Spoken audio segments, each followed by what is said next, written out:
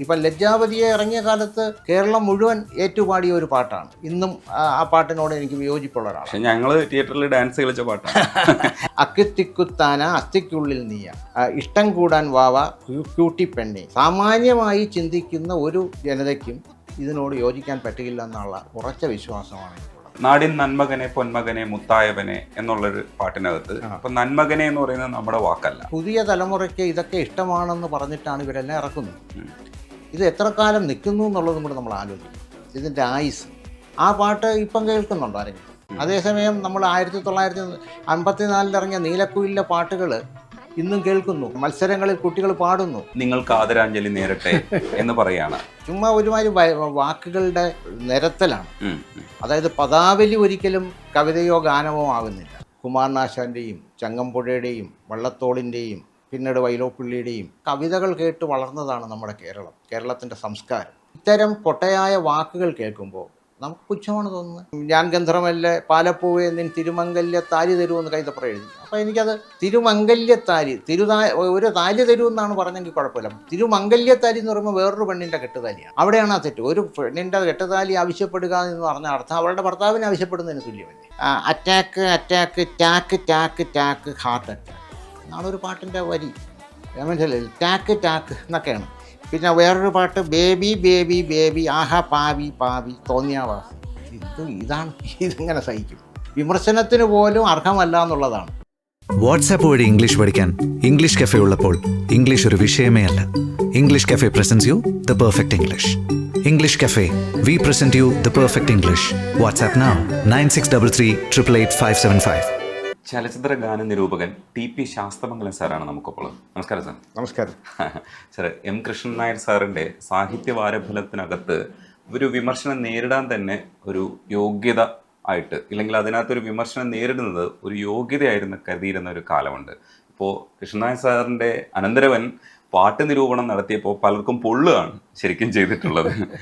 ആസ്വാദനത്തിനപ്പുറത്തേക്ക് അതൊരു വിമർശനമായിട്ട് കണ്ട്, ഇല്ലെങ്കിൽ ഒരു സാധാരണ ഒരു നിരൂപണത്തെ വായിക്കുന്ന അർത്ഥത്തിലല്ല പലപ്പോഴും വായിച്ചത്. അത് വിമർശനങ്ങൾ വരുമ്പോഴത്തേക്ക് ഇതിനകത്തുനിന്ന് ഒരിക്കലും പിന്നോട്ട് പോയില്ല.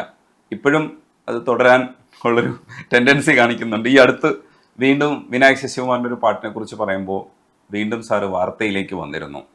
അപ്പോൾ നിരൂപണത്തെ ആ അർത്ഥത്തിൽ തന്നെ നമ്മൾക്ക് വായിക്കാൻ കഴിയാത്തതാണോ, അതേ സാറിൻ്റെ പറച്ചിൽ കുറച്ച് അധികമായി പോയതുകൊണ്ടാണോ?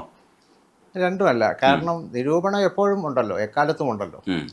കാരണം പഴയ കാലത്തും ഉണ്ട്, എക്കാലത്തും ഉണ്ട്. പക്ഷേ ഈ ചലച്ചിത്രഗാന നിരൂപണം ഒരുപക്ഷെ എന്നിൽ നിന്നാണ് തുടങ്ങുന്നത്. മറ്റുള്ള സാഹിത്യം പോലെയല്ല. ചലച്ചിത്രഗാനം എല്ലാവരും കേൾക്കുന്നതും എല്ലാവർക്കും ഇഷ്ടപ്പെടുന്നതുമാണ്. നമ്മൾ കേൾക്കാൻ വിധിക്കപ്പെടുകയാണല്ലോ ചലച്ചിത്രഗാനം. ഇപ്പോഴത്തെ സ്ഥിതിയല്ല ഞാൻ പറയുന്നത്, പഴയ കാലത്ത്. അപ്പോൾ അതിലെ കൂടെ വരുന്ന തെറ്റുകൾ സ്വാഭാവികമായിട്ട് ചൂണ്ടിക്കാണിക്കുമ്പോൾ എല്ലാവരും അത് ശ്രദ്ധിക്കും. അപ്പോൾ വരുന്ന തലമുറയെ ഇത് വഴിതെറ്റിക്കാനും ഇടയുണ്ട്. മോശമായ ഒരു പ്രയോഗം അല്ലെങ്കിൽ സത്യസന്ധമല്ലാത്ത ഒരു പ്രയോഗം വരുന്ന തലമുറ അത് ശരിയാണെന്ന് ധരിക്കും. അപ്പോൾ അതിനെതിരെയാണ് വാസ്തവത്തിൽ ഞാൻ എഴുതുന്നത്.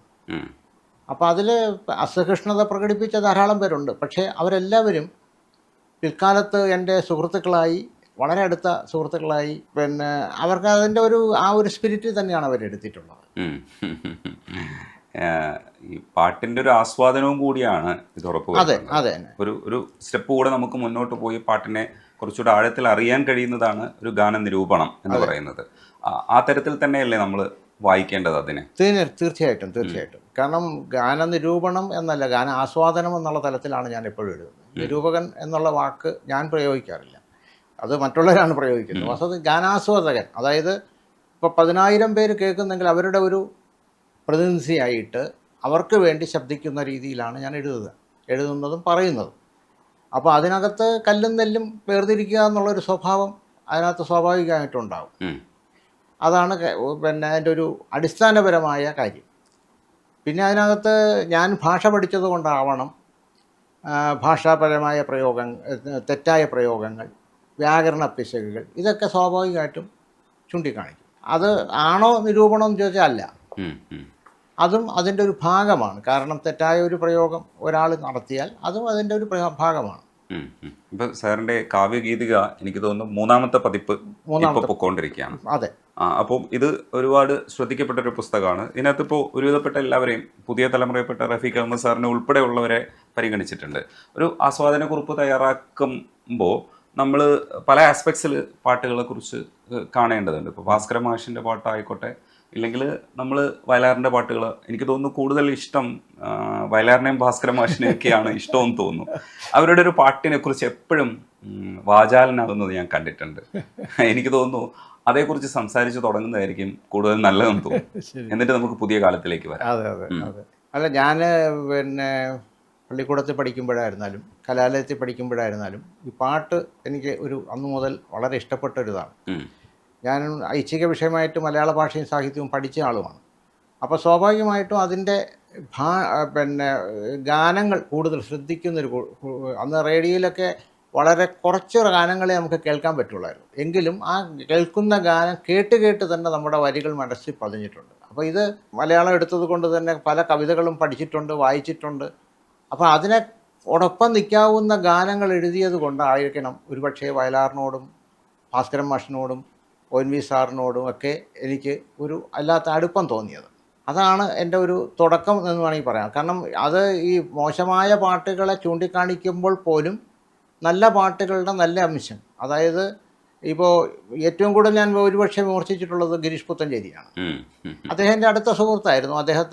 അദ്ദേഹം കാണുമ്പോഴൊക്കെ വളരെ സ്നേഹത്തോടെ പെരുമാറിയിട്ടുള്ള ആളാണ്. പക്ഷേ അദ്ദേഹത്തിൻ്റെ നല്ല പാട്ടുകളെ, സൂര്യകിരീടം വീണുറഞ്ഞു, രാവിൻ തിരുവടങ്ങിൽ എന്ന് പറയുന്ന ആ പാട്ട്, അല്ലെങ്കിൽ പിന്നെയും പിന്നെയും ആരോഗ്യനാവിൻ്റെ പടികിടന്നെത്തിയ പദനിസ്വരം എന്ന പാട്ട്, അതൊക്കെ നല്ലതെന്ന് എഴുതിയിട്ടുണ്ട്. ഇന്നലെ എൻ്റെ നെഞ്ചിലെ മൺവിളക്കുതിയിലെ എന്ന ബാലേട്ടല്ല പാട്ട്, അതൊക്കെ എന്നെ സ്പർശിക്കുമ്പോൾ അത് നല്ലതെന്ന് തന്നെ എഴുതിയിട്ടുണ്ട്. അത് അവർക്കും അറിയാം. അതുകൊണ്ടാണ് അവർ സൗഹൃദം കാത്തു സൂക്ഷിക്കുന്നത്. അടുത്ത കാലത്ത് വിമർശിച്ചതാണ് ഹേബനാനെ ഒരു പൂതരാമോ എന്നുള്ള വിനായക ശശികുമാറിന്റെ പാട്ടിനെ കുറിച്ച് സംസാരിക്കുന്ന സമയത്ത് ആ പ്രസംഗത്തിൽ ഉപയോഗിച്ച ഭാഷ എനിക്ക് എതിർപ്പുണ്ടാക്കിയ ഒരു ഭാഷയാണ്.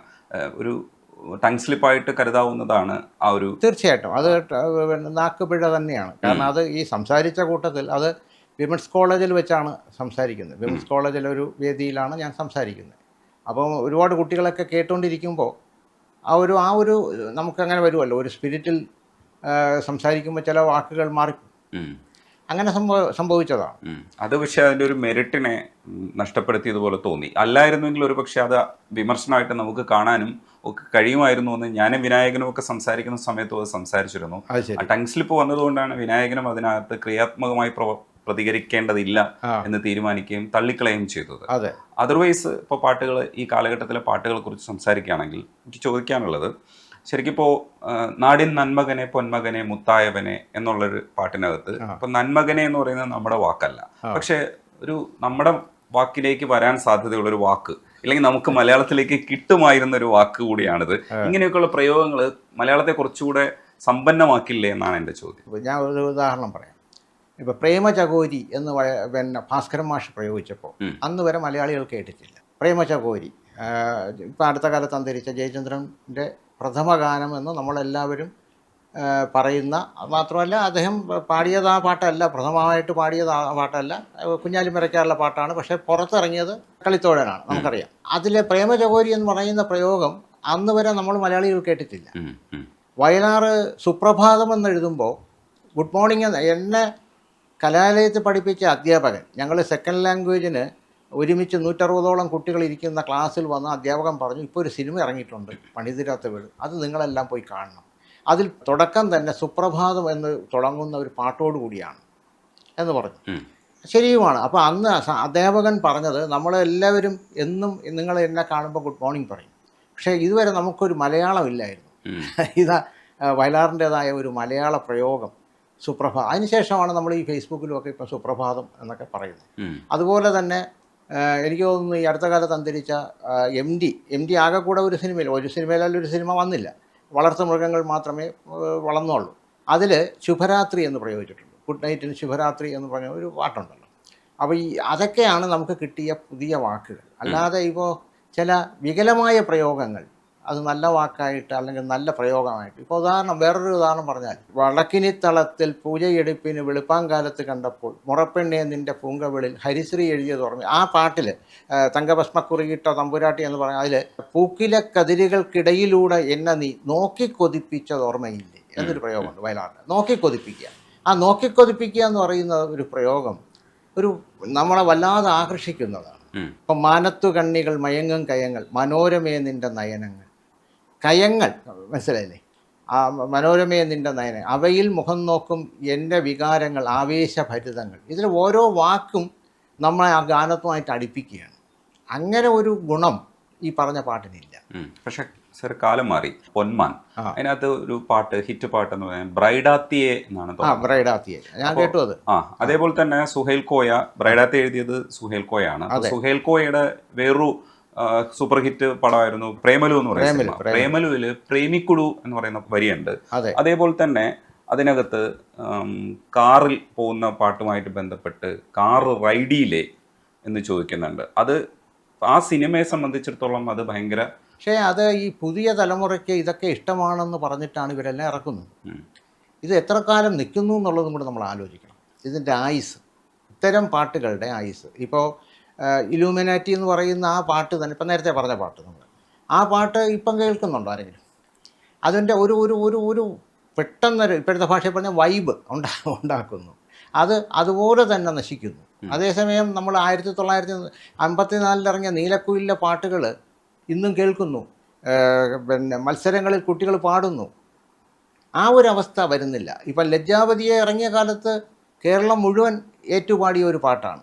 അന്നും ഞാൻ അതിനെ എതിർത്ത ഒരു ആളാണ് ഞാൻ. കാരണം എനിക്കതിനോട് പലപ്പോഴും വിയോജിപ്പുണ്ട്. ഇന്നും ആ പാട്ടിനോട് എനിക്ക് വിയോജിപ്പുള്ള ഒരാളാണ്. പക്ഷെ ഞങ്ങൾ തിയേറ്ററിൽ ഡാൻസ് കളിച്ച പാട്ടാണ്. എനിക്ക് തിയേറ്ററിൽ ഡാൻസ് കളിക്കാൻ പറ്റില്ല. പക്ഷെ ജാസിഫ്റ്റ് ഗാനമേളയ്ക്ക് പാടുമ്പോൾ ഞാൻ ആദ്യമായിട്ട് ഡാൻസ് കളിച്ചത് ലജ്ജാവതിയിലാണ്. അതെ, ആയിരിക്കാം. പക്ഷെ ആ പാട്ട് ഇപ്പം ആരെങ്കിലും കേൾക്കുന്നുണ്ടോ? ആ പാട്ട് ഇപ്പം മനസ്സിലായില്ലേ, കാലാകാലങ്ങളിലായിട്ട്. അതേസമയം നമ്മൾ ഇപ്പോൾ പറഞ്ഞ പല പാട്ടുകളും, ഈ വയലാറിൻ്റെ ആയിരുന്നാലും ഭാസ്കരൻ മാഷ്, അവർ മാത്രമൊന്നല്ല ഞാൻ പറയുന്നതിൻ്റെ അർത്ഥം. ഇപ്പോൾ കൈതപ്പുറമൊക്കെ നല്ല പാട്ടുകൾ എഴുതിയിട്ടുണ്ട്, ഇല്ലെന്നല്ല. പക്ഷേ അവരുടെയൊക്കെ മൊത്തം പാട്ടുകൾ എടുത്താൽ ഒരു 30% പാട്ടുകൾ നല്ലതായിരിക്കും. 70% പാട്ടുകൾ ഈ പറഞ്ഞ പൊട്ടപ്പാട്ടുകളാണ്. എന്ന് പറഞ്ഞാൽ ഒരുപക്ഷെ അവരുടെ പല്ലവി, ഗാനത്തിൻ്റെ പല്ലവി നല്ലതായിരിക്കും, അനുപല്ലവിയും ചരണവും മോശമായിരിക്കും. അല്ലെങ്കിൽ ചരണം നല്ലതായിരിക്കും, അനുപല്ലവിയും പല്ലവിയും മോശമായിരിക്കും. അതേസമയം നേരത്തെ പറഞ്ഞ ആൾക്കാരുടെ, വയലാറിൻ്റെയോ ഭാസ്കരൻ മാഷിൻ്റെയോ ONV സാറിൻ്റെയോ ശ്രീകുമാരൻ തമ്പിയുടെയോ യൂസഫലി കേച്ചേരിയുടെയോ റഫീഖ് അഹമ്മദിൻ്റെയോ ഒക്കെ പാട്ടുകൾ കേൾക്കുമ്പോൾ അത് പല്ലവി മുതൽ അങ്ങ് ചരണം വരെ നമ്മളെ കൂടുതൽ അട്രാക്റ്റ് ചെയ്യുന്ന, ആകർഷിക്കുന്ന രീതിയിലായിരിക്കും. അതാണ് എൻ്റെ വ്യത്യാസം. സർ, ഇപ്പോൾ വയലാറിൻ്റെ ഒരു ആസ്വാദകൻ എന്നുള്ള രീതിയിൽ വയലാറിൻ്റെ പാട്ടുകളെ കുറിച്ചുകൂടെ നമുക്ക് സംസാരിക്കേണ്ടതുണ്ട്. കാരണം കാലാതിവർത്തിയാണെന്ന് പറയുമ്പോഴും പുതിയ കുട്ടികൾക്ക് നമ്മൾ പരിചയപ്പെടുത്തി കൊടുക്കേണ്ടി വരുന്നുണ്ട്. ചിലപ്പോഴൊക്കെ ഇൻസ്റ്റയിലൊക്കെ ചില പാട്ടുകളൊക്കെ വരുമെങ്കിലും ആ പാട്ടുകളൊക്കെ നമ്മൾ അതിജീവിക്കുമോ എന്ന് അറിഞ്ഞുകൂടാ. അപ്പോൾ ആ ഒരു സാഹചര്യത്തിൽ വയലാർ ആസ്വാദകൻ എന്നുള്ള രീതിയിൽ സാറ് വയലാറിനെ കുറിച്ച് സംസാരിക്കും. വയലാർ എന്നെ വളരെ വിസ്മയിപ്പിച്ച ഒരു കവിയാണ്.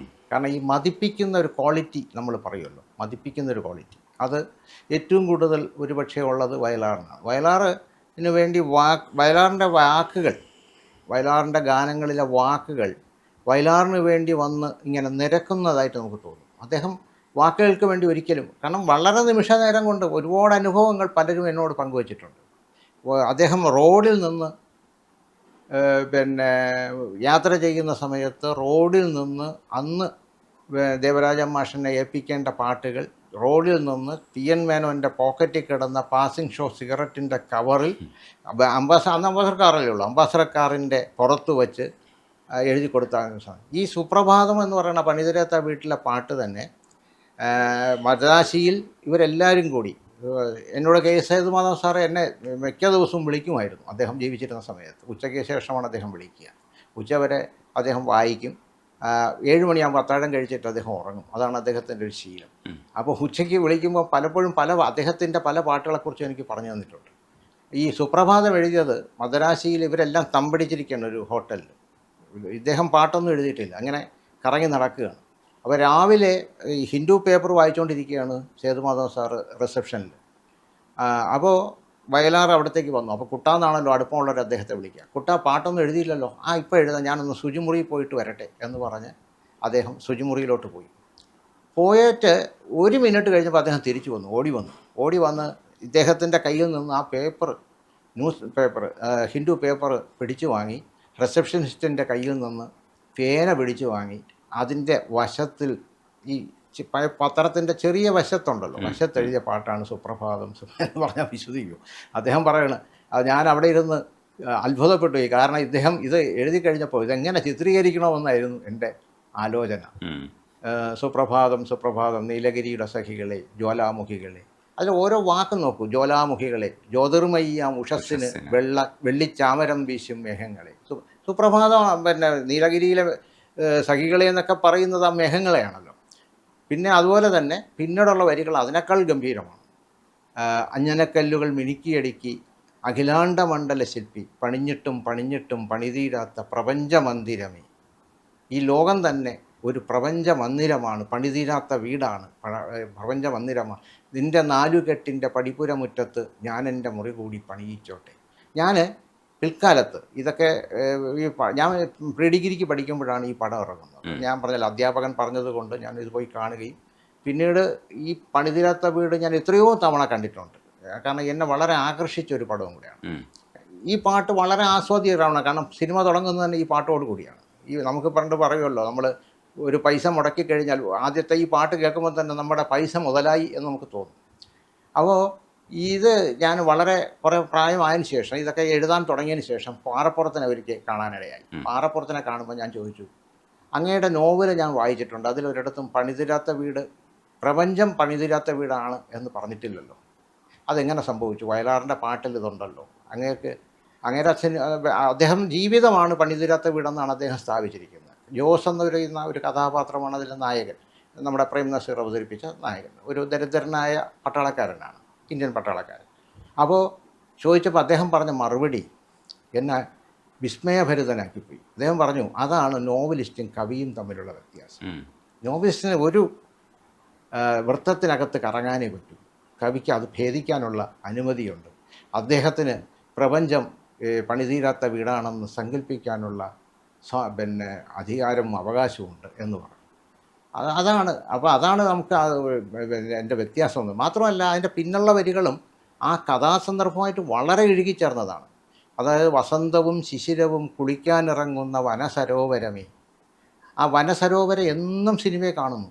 എന്നും എന്ന് പറഞ്ഞാൽ ആ സിനിമ ഇങ്ങനെ പോകുമ്പോൾ പിന്നെ നമ്മുടെ ബഹദൂർക്ക അതിൻ്റെ കരയിലിരുന്ന് ചൂണ്ടയിടുകയാണ്. ഈ ജോസ് എന്ന് പറയുന്ന പ്രേം നസീർ വരുമ്പോഴൊക്കെ ഈ ബഹദൂർ മോനെ എന്ന് പറഞ്ഞ് സംസാരിക്കും. ഇക്കാന്നാണ് ഈ ബഹദൂറിനെ, ആ കഥാപാത്രത്തെ സിനിമയിൽ വിളിക്കുന്നത്. അപ്പോൾ ഒരു ദിവസം വരുമ്പോൾ ഈ പിന്നെ ബഹദൂർ ആ കഥാപാത്രം പ്രേം നസീറിനോട് ചോദിക്കും, ഒരു 10 ഉറുപ്പിക നീ എനിക്ക് തരുമോ എന്ന്. ഇപ്പോൾ പ്രേം നസീർ പോക്കറ്റൊക്കെ തപ്പുമ്പോൾ 10 രൂപ തികച്ചില്ല. ഞാൻ പറഞ്ഞല്ലോ, ദരിദ്രനായ ഒരു പട്ടാളക്കാരനാണ്, തികച്ചില്ല. അപ്പം പറഞ്ഞു, നാളെ ഞാൻ കൊണ്ടുതരാം ഇക്ക, നാളെ ഇതേ സമയം വരുമ്പോൾ കൊണ്ട്. മിക്ക ദിവസവും അവർ വരും. അതുമല്ല ആ സരോവരത്തിന് ഒരുപാട് പ്രാധാന്യമുണ്ട്. നായികയെ കണ്ടുമുട്ടുന്നതും നായികയും കുഞ്ഞുമായിട്ട് അവർ വിവാഹബന്ധം വേർപെടുത്തിയ ഒരു നായികയാണ് നന്ദിത ബോസ് അവതരിപ്പിച്ച കഥാപാത്രം. ആ ഇതിൽ രക്ഷിക്കുകയൊക്കെ ചെയ്യുന്നുണ്ട് പ്രേം നസീർ. എന്നിട്ട് 10 ഉറുപ്പികയായിട്ട് പിറ്റേ ദിവസം വരുമ്പോൾ ഈ ബഹദൂർക്കയെ കാണുന്നില്ല. പകരം കെ.എസ്. മാധവൻ എന്ന അതുല്യനായ സംവിധായകൻ കാണിക്കുന്നത് ഇദ്ദേഹം ഉപയോഗിച്ചുകൊണ്ടിരുന്ന ചൂണ്ട ഓളപ്പരപ്പിൽ ഇങ്ങനെ നീന്തി കളിക്കുന്നതാണ്. അതിൻ്റെ ക്ലോസപ്പ് ഷോട്ടിലവിടെയാണ് അദ്ദേഹത്തിൻ്റെ തിരോധാനം, മരണം നമ്മെ വല്ലാതെ നൊമ്പരപ്പെടുത്തുന്ന രീതിയിൽ ചിത്രീകരിച്ചു വെച്ചിരിക്കുന്നത്. അതൊക്കെ നമ്മളെ വല്ലാതെ, കാരണം അതുകൊണ്ടാണ് വനസരോവരമേ എന്ന് വയലാർ എഴുതിയത്. കാരണം വസന്തവും ശിശിരവും കുളിക്കാനിറങ്ങും, അത്ര മനോഹരമായ ഒരു സരോവരമാണത്. കുളിക്കാനിറങ്ങുന്ന വനസരോവരമേ, നിൻ്റെ നീലവാർമുടി ചുരുളിൻ്റെ അറ്റത്ത് ഞാൻ എൻ്റെ പൂ കൂടി ചൂടിച്ചോട്ടോ എന്ന്. അല്ല, ഞാൻ പറഞ്ഞ ഇത്തരം സന്ദർഭമായിട്ടൊക്കെ ഏറ്റവും ഇണക്കിക്കൊണ്ടാണ് വയലാർ ഈ പാട്ടുകൾ എഴുതിയത്. അതുകൊണ്ടാണ് നമുക്ക് ആ പാട്ടുകളോട് കൂടുതൽ അടുപ്പം തോന്നുന്നത്. പക്ഷേ സീൻ മാറി, ഇപ്പോൾ അത്തരത്തിലുള്ള കഥകളില്ല. നമ്മൾ പുതിയ കാലഘട്ടത്തെ അഡ്രസ്സ് ചെയ്യാണ്. അപ്പോൾ നമ്മൾ പുതിയ കാലഘട്ടത്തിൽ പ്രേത സിനിമ ചെയ്യുന്ന സമയത്ത് ആ പ്രേതം വന്നിട്ട് നമ്മളോട് പറയാണ്, നിങ്ങൾക്ക് ആദരാഞ്ജലി നേരട്ടെ എന്ന് പറയാണ്. അപ്പോൾ അത് പ്രേതം പറയുമ്പോൾ നമ്മൾ അതിനെ തമാശയായിട്ട് എടുക്കാനാണ് കരുതുന്നത്. അത് തമാശയാണ്. ആ തമാശ നമ്മൾ തിയേറ്ററിന്റെ പുറത്തേക്ക് കൊണ്ടുവരുമ്പോഴാണ് ആദരാഞ്ജലി എന്ന് പറയുന്ന ഒരു വാക്കിന് പ്രശ്നം വരുന്നത്. പക്ഷെ സിനിമയായിട്ട് നോക്കുമ്പോൾ അത് ഉൾച്ചേർന്ന് തന്നെ നിൽക്കുന്നില്ലേ? അപ്പോൾ ആ അർത്ഥത്തിൽ അതിനെ വിമർശിക്കേണ്ടതുണ്ടോ സത്യത്തിൽ? അല്ല, അങ്ങനെ വിമർശിച്ചിട്ടില്ല. കാരണം ഈ ഇപ്പോഴത്തെ പാട്ടുകൾ ഈ ചുമ്മാ ഒരുമാതിരി വാക്കുകളുടെ നിരത്തലാണ്. അതായത് പദാവലി ഒരിക്കലും കവിതയോ ഗാനമോ ആകുന്നില്ല. പദാവലി എന്ന് പറഞ്ഞാൽ അതിനൊരർത്ഥം ഉണ്ടാകണം, ഔചിത്യം ഉണ്ടാകണം. കാരണം ഈ പഴയ പാട്ടുകളിനോടുള്ള നമ്മുടെ പ്രതിപത്തി എന്ന് പറയുന്നത് അതിനൊക്കെ ഔചിത്യം ഉണ്ടായിരുന്നു. ഭാസ്കരൻ മാഷ് അല്ലെങ്കിൽ വയലാർ അല്ലെങ്കിൽ ഒ.എൻ.വി. സാറ് പണ്ട് പറയുമല്ലോ, 2 വാക്കുകൾ ചേർക്കുമ്പോൾ മൂന്നാമതുണ്ടാകുന്ന വാക്കല്ല നക്ഷത്രമാണെന്ന് പറയുമ്പോൾ അത്രയും നക്ഷത്രങ്ങളായി മാറിയിട്ടുണ്ട് അവരുടെ വാക്കുകൾ. പക്ഷേ പുതിയ വാക്കുകളില്ല, വാക്കുകളിൽ നിന്ന് അർത്ഥമില്ല.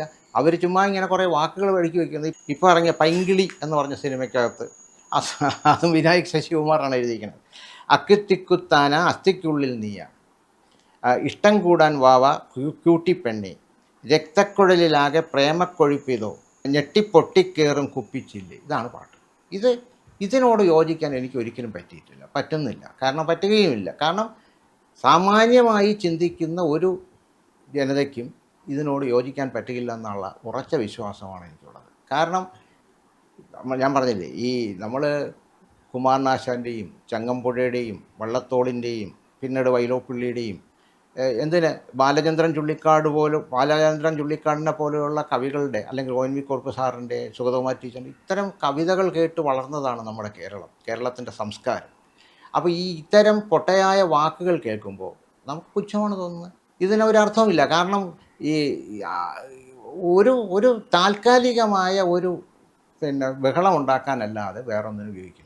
പക്ഷേ സിനിമയ്ക്കൊക്കെ തോളം ഉണ്ടാക്കുക, സിനിമ ഹൈപ്പിലേക്ക് കൊണ്ടുപോകുക എന്നുള്ളതാണ് ഇതിനകത്ത് ലക്ഷ്യം. ഇപ്പോൾ ആരാധിക എന്ന് പറയുന്ന പാട്ട് വിനായക് ശശികുമാർ എഴുതിയതാണ്. വളരെ മനോഹരമായിട്ടുള്ള പാട്ടാണ്, ഇപ്പോഴും റിപ്പീറ്റഡ് ആസ്വദിക്കുന്നൊരു പാട്ടാണ്. അപ്പോൾ മറ്റു പാട്ടുകൾ എഴുതുന്ന സമയത്ത് ഇതേപോലെ സംവിധായകൻ്റെ ആവശ്യപ്രകാരം എഴുതുന്ന അപ്ലൈഡ് ആർട്ട് പ്രയോഗിക്കുന്ന ഷിബു ചക്രവർത്തി ഇടയ്ക്കൊക്കെ പറയാറുണ്ട്, നമ്മുടെ എഴുത്തെന്ന് പറയുന്നത് കവിതയല്ല, അതിനകത്ത് കവിത്വം നിങ്ങൾ കാണണ്ട, അപ്ലൈഡ് ആർട്ടാണ്. അത് ഗാനം അപ്ലൈഡ്, പ്രയുക്ത കാവ്യം എന്നാണ് സംസ്കൃതത്തിൽ പറയുന്നത്. അപ്ലൈഡ് പോയിട്രി അത് തന്നെയാണ്. പക്ഷേ അപ്ലൈഡ് പോയിട്രിക്കകത്തും ഒരു അർത്ഥവും ഔചിത്യവും വേണ്ടേ? അതാ ഞാൻ പറഞ്ഞത്, അർത്ഥം വേണം, ഔചിത്യം വേണം. എന്തെങ്കിലും വായി തോന്നുന്നത് കോതയ്ക്ക് പാട്ടെന്നുള്ള രീതിയിൽ വിളമ്പിയാൽ അതെങ്ങനെ പാട്ടാവും? ഒന്നാമത് ഇപ്പം ദേവരാജൻ മാഷിന് എനിക്ക് വളരെ അടുത്ത സൗഹൃദം ഉണ്ടായിരുന്ന ഒരാളാണ്. സൗഹൃദം എന്നല്ല അദ്ദേഹത്തിനോട് പറയാണ്ട്, അദ്ദേഹമായിട്ടുള്ള ബന്ധത്തെ സൗഹൃദം എന്ന് പറയുന്നത് ശരിയുമല്ല. അദ്ദേഹം വളരെ റെസ്പെക്റ്റബിൾ പേഴ്സണാണ്. അദ്ദേഹം എൻ്റെ ഈ വീട്ടിൽ 4 തവണ വന്നിട്ടുണ്ട്. അദ്ദേഹം കരമന താമസിക്കുമ്പോൾ ഞാൻ അവിടെ ഒരു നിത്യ സന്ദർശകനായിരുന്നു. അദ്ദേഹം പാട്ട് ചിട്ടപ്പെടുത്തുന്നത് ഞാൻ കണ്ടിട്ടുണ്ട് നേരിട്ട്. അദ്ദേഹം ഒരിക്കൽ ഞാൻ ചെല്ലുമ്പോൾ അദ്ദേഹത്തിൻ്റെ ഹാർമോണിയത്തിൻ്റെ മുകളിൽ അരികിൽ നീ ഉണ്ടായിരുന്നെങ്കിൽ എന്ന് ഒരു മാത്രം വെറുതെ നനച്ചു പോയിരുന്ന ആ പാട്ട് ഒ.എൻ.വി. സാറിൻ്റെ മനോഹരമായ കൈപ്പടയിൽ എഴുതി വച്ചിരിക്കുന്നത് ഞാൻ കണ്ടു. അപ്പോൾ അവർ തമ്മിൽ 8 വർഷത്തോളം പിണങ്ങി മാറി നിന്നു. അപ്പോൾ അതിനുശേഷം ഇത് കണ്ടപ്പോൾ ഞാൻ ചോദിച്ചു, മാഷെ ഒ.എൻ.വി. സാറുമായിട്ട് വീണ്ടും ഒരുമിക്കുകയാണോ എന്ന് ചോദിച്ചു. അതെ, അങ്ങനെ സംഭവിക്കാൻ പോകുന്നു, അതിന് ജെയ്സിയാണ് കാരണക്കാരൻ എന്ന് പറഞ്ഞു. എന്നിട്ട് അദ്ദേഹം പേനയെടുത്ത് ആ വരിയിൽ വെറുതെ എന്നുള്ള വാക്ക് അടിയിൽ വരച്ചു. എന്നിട്ട് പറഞ്ഞു, ഒ.എൻ.വി. വെറുതെ എന്നത് വെറുതെ എഴുതുകയില്ല, പക്ഷേ എനിക്ക് ആ വെറുതെ മെരുക്കിയെടുക്കാൻ പറ്റുന്നില്ല. അദ്ദേഹം പറഞ്ഞ വാക്കാണ്, മെരുക്കിയെടുക്കാൻ പറ്റുന്നില്ല. അപ്പോൾ ഞാൻ വെറുതെ കളിയാക്കി പറഞ്ഞു, ബ്രഹ്മാവിനാണ് ആയുസിന് പഞ്ഞം, ചുമ്മാ പറയാതെ മാഷേ എന്നൊക്കെ പറഞ്ഞു. ഇല്ല, എനിക്ക് എടുക്കാൻ പറ്റുന്നില്ല, പക്ഷേ ഞാൻ 3 ഉറക്കം ഒഴിച്ച് അതിനുവേണ്ടി ഞാൻ തപസ്സിരിക്കുകയാണെന്നും അദ്ദേഹം പറഞ്ഞു. 3 ദിവസം കഴിഞ്ഞപ്പോൾ, അന്ന് ഇവിടെ എൻ്റെ വീട്ടിൽ ഫോണില്ല, അടുത്ത വീട്ടിൽ ഫോണിൽ എന്നെ വിളിച്ചിട്ട് പറഞ്ഞു, താൻ നാളെ ഓഫീസിൽ പോവാതെ തരങ്കിണിയിലോട്ട് വാ, ഞാൻ അതിനെ മെരുക്കിയെടുത്തു. ദാസല്ല പാടുന്നത്, യേശു അല്ല പാടുന്നത്. അദ്ദേഹം യേശു എന്നാണ് യേശുദാസിനെ വിളിക്കുക. യേശു അല്ല പാടുന്നത്, ട്രാക്കാണ്, ചന്ദ്രനാണ് പാടുന്നത്. എങ്കിലും ഞാനത് ട്യൂൺ ചെയ്ത് നല്ല നാളെ റെക്കോർഡിങ്ങാണ്, കേൾക്കാം. ഞാനത് ലീവ് എടുത്ത് ഞാൻ പിറ്റേ ദിവസം തരങ്കണിയിൽ പോയി. എനിക്ക് വളരെ അടുത്തുമാണല്ലോ. തരങ്കണിയിൽ ചെന്നപ്പോൾ അദ്ദേഹം എൻ്റെ കൺസോളിൽ അദ്ദേഹത്തിൻ്റെ അടുത്ത് പിടിച്ചിരുത്തി.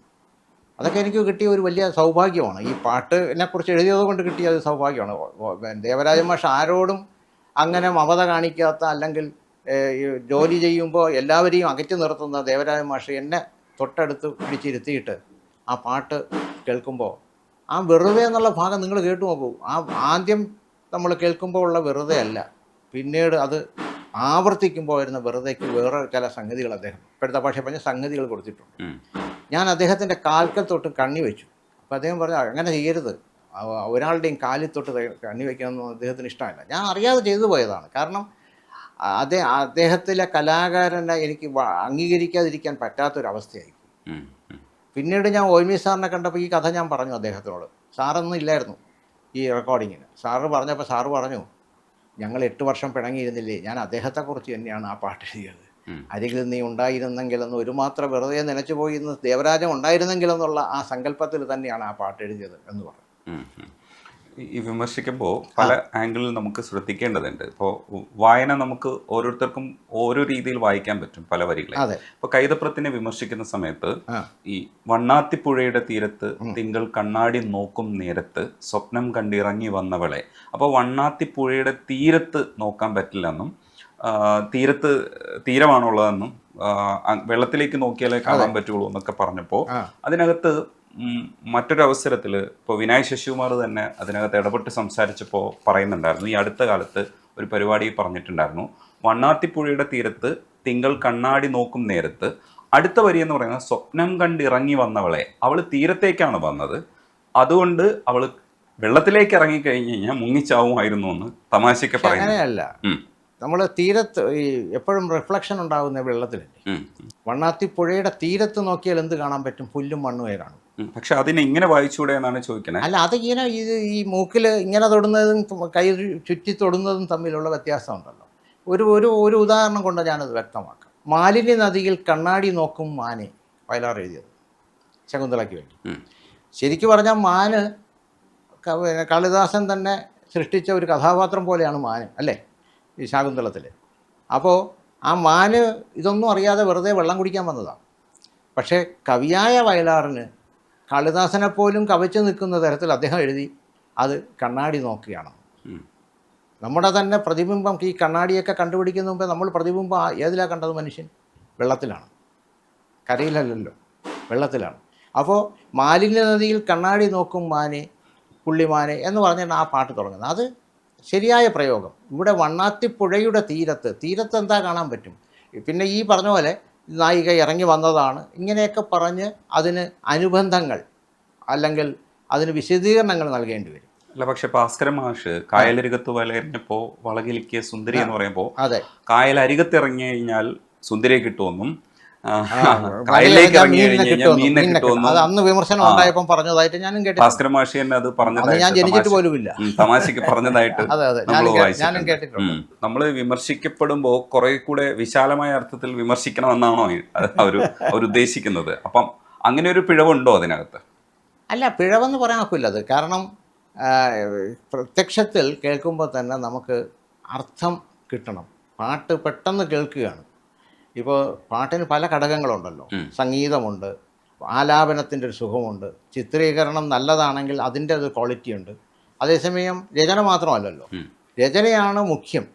രചനയാണ് നമ്മുടെ മനസ്സിൽ തങ്ങി നിൽക്കുന്നത്. ഇപ്പം ഒരു പാട്ട് വെറുതെ മൂളിപ്പാടാൻ പറ്റും, പക്ഷെ അതിൻ്റെ വരികൾ പാടുമ്പോഴാണ് ആ പാട്ടിന് ഒരു ആശയ പൂർണ്ണത വരുന്നത് എന്ന് പറയും പോലെ. അപ്പോൾ ആ വരികൾ മനസ്സിൽ തങ്ങി നിൽക്കണമെങ്കിൽ ആ വരികൾ കുറ്റമറ്റതായിരിക്കണം. കുറ്റമറ്റതല്ലാതെ ആവുമ്പോഴാണ് ഇപ്പം കൈതപ്രത്തിൻ്റെ തന്നെ പിന്നെ മഴവിൽ കൊതുമ്പിലേറി വന്ന വെണ്ണിലാക്കിളി, ഞാൻ അദ്വൈതത്തിലെ പാട്ട്, ഞാൻ വിമർശിച്ച പാട്ടാണ്. അത് ഒരിക്കലും ഈ മഴവില്ലെപ്പോഴാണ് വരുന്നത്? പകല് സൂര്യപ്രകാശത്തിൽ മാത്രം ഉണ്ടാകുന്ന ഒരു പ്രതിഭാസമാണ് മഴവില്ല്.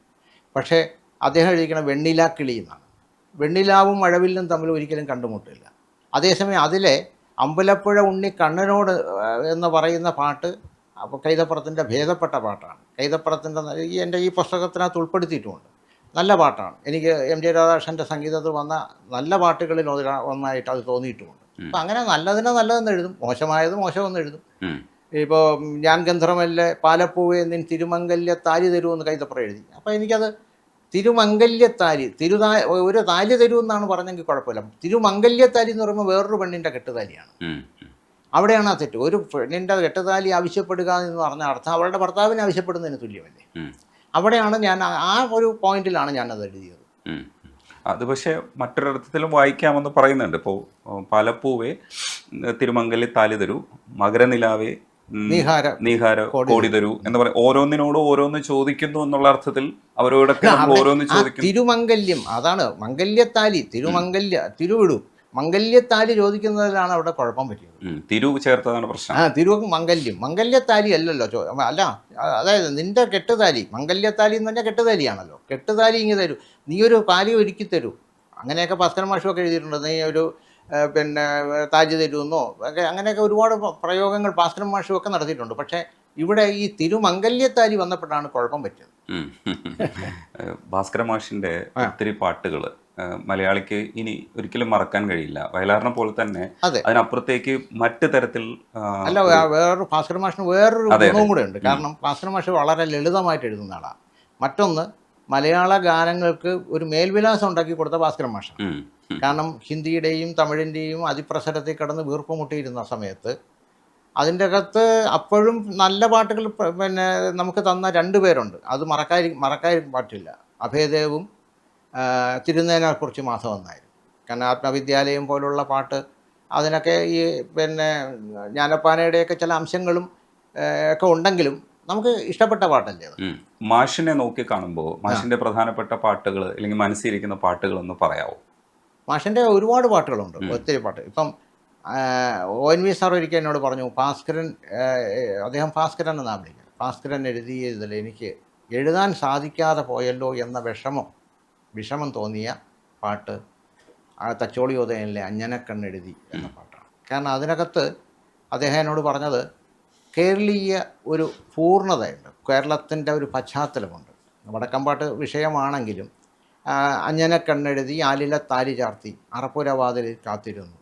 ഇത് നമ്മുടെ പഴയ വീടുകളിൽ അറപ്പുരയും അങ്ങനെയൊക്കെ ഉള്ള, അത് തൂശനില മുറിച്ചു വച്ചു. തൂശനില എന്നുള്ള പ്രയോഗം തന്നെ തനി മലയാളമാണല്ലോ, തനി നാടൻ പ്രയോഗമാണ്. തൂശനില മുറിച്ചു വച്ചു, തുമ്പപ്പൂ ചോറ് വിളമ്പി, ആശിച്ച കറി. അതവിടെ പ്രാസമൊക്കെ ഒത്തിട്ടുണ്ട്, പക്ഷേ എത്ര മനോഹരമായിട്ടും വളരെ ലളിതമായിട്ടാണ്. ആശിച്ച കറികളെല്ലാം നിരത്തി വച്ചു.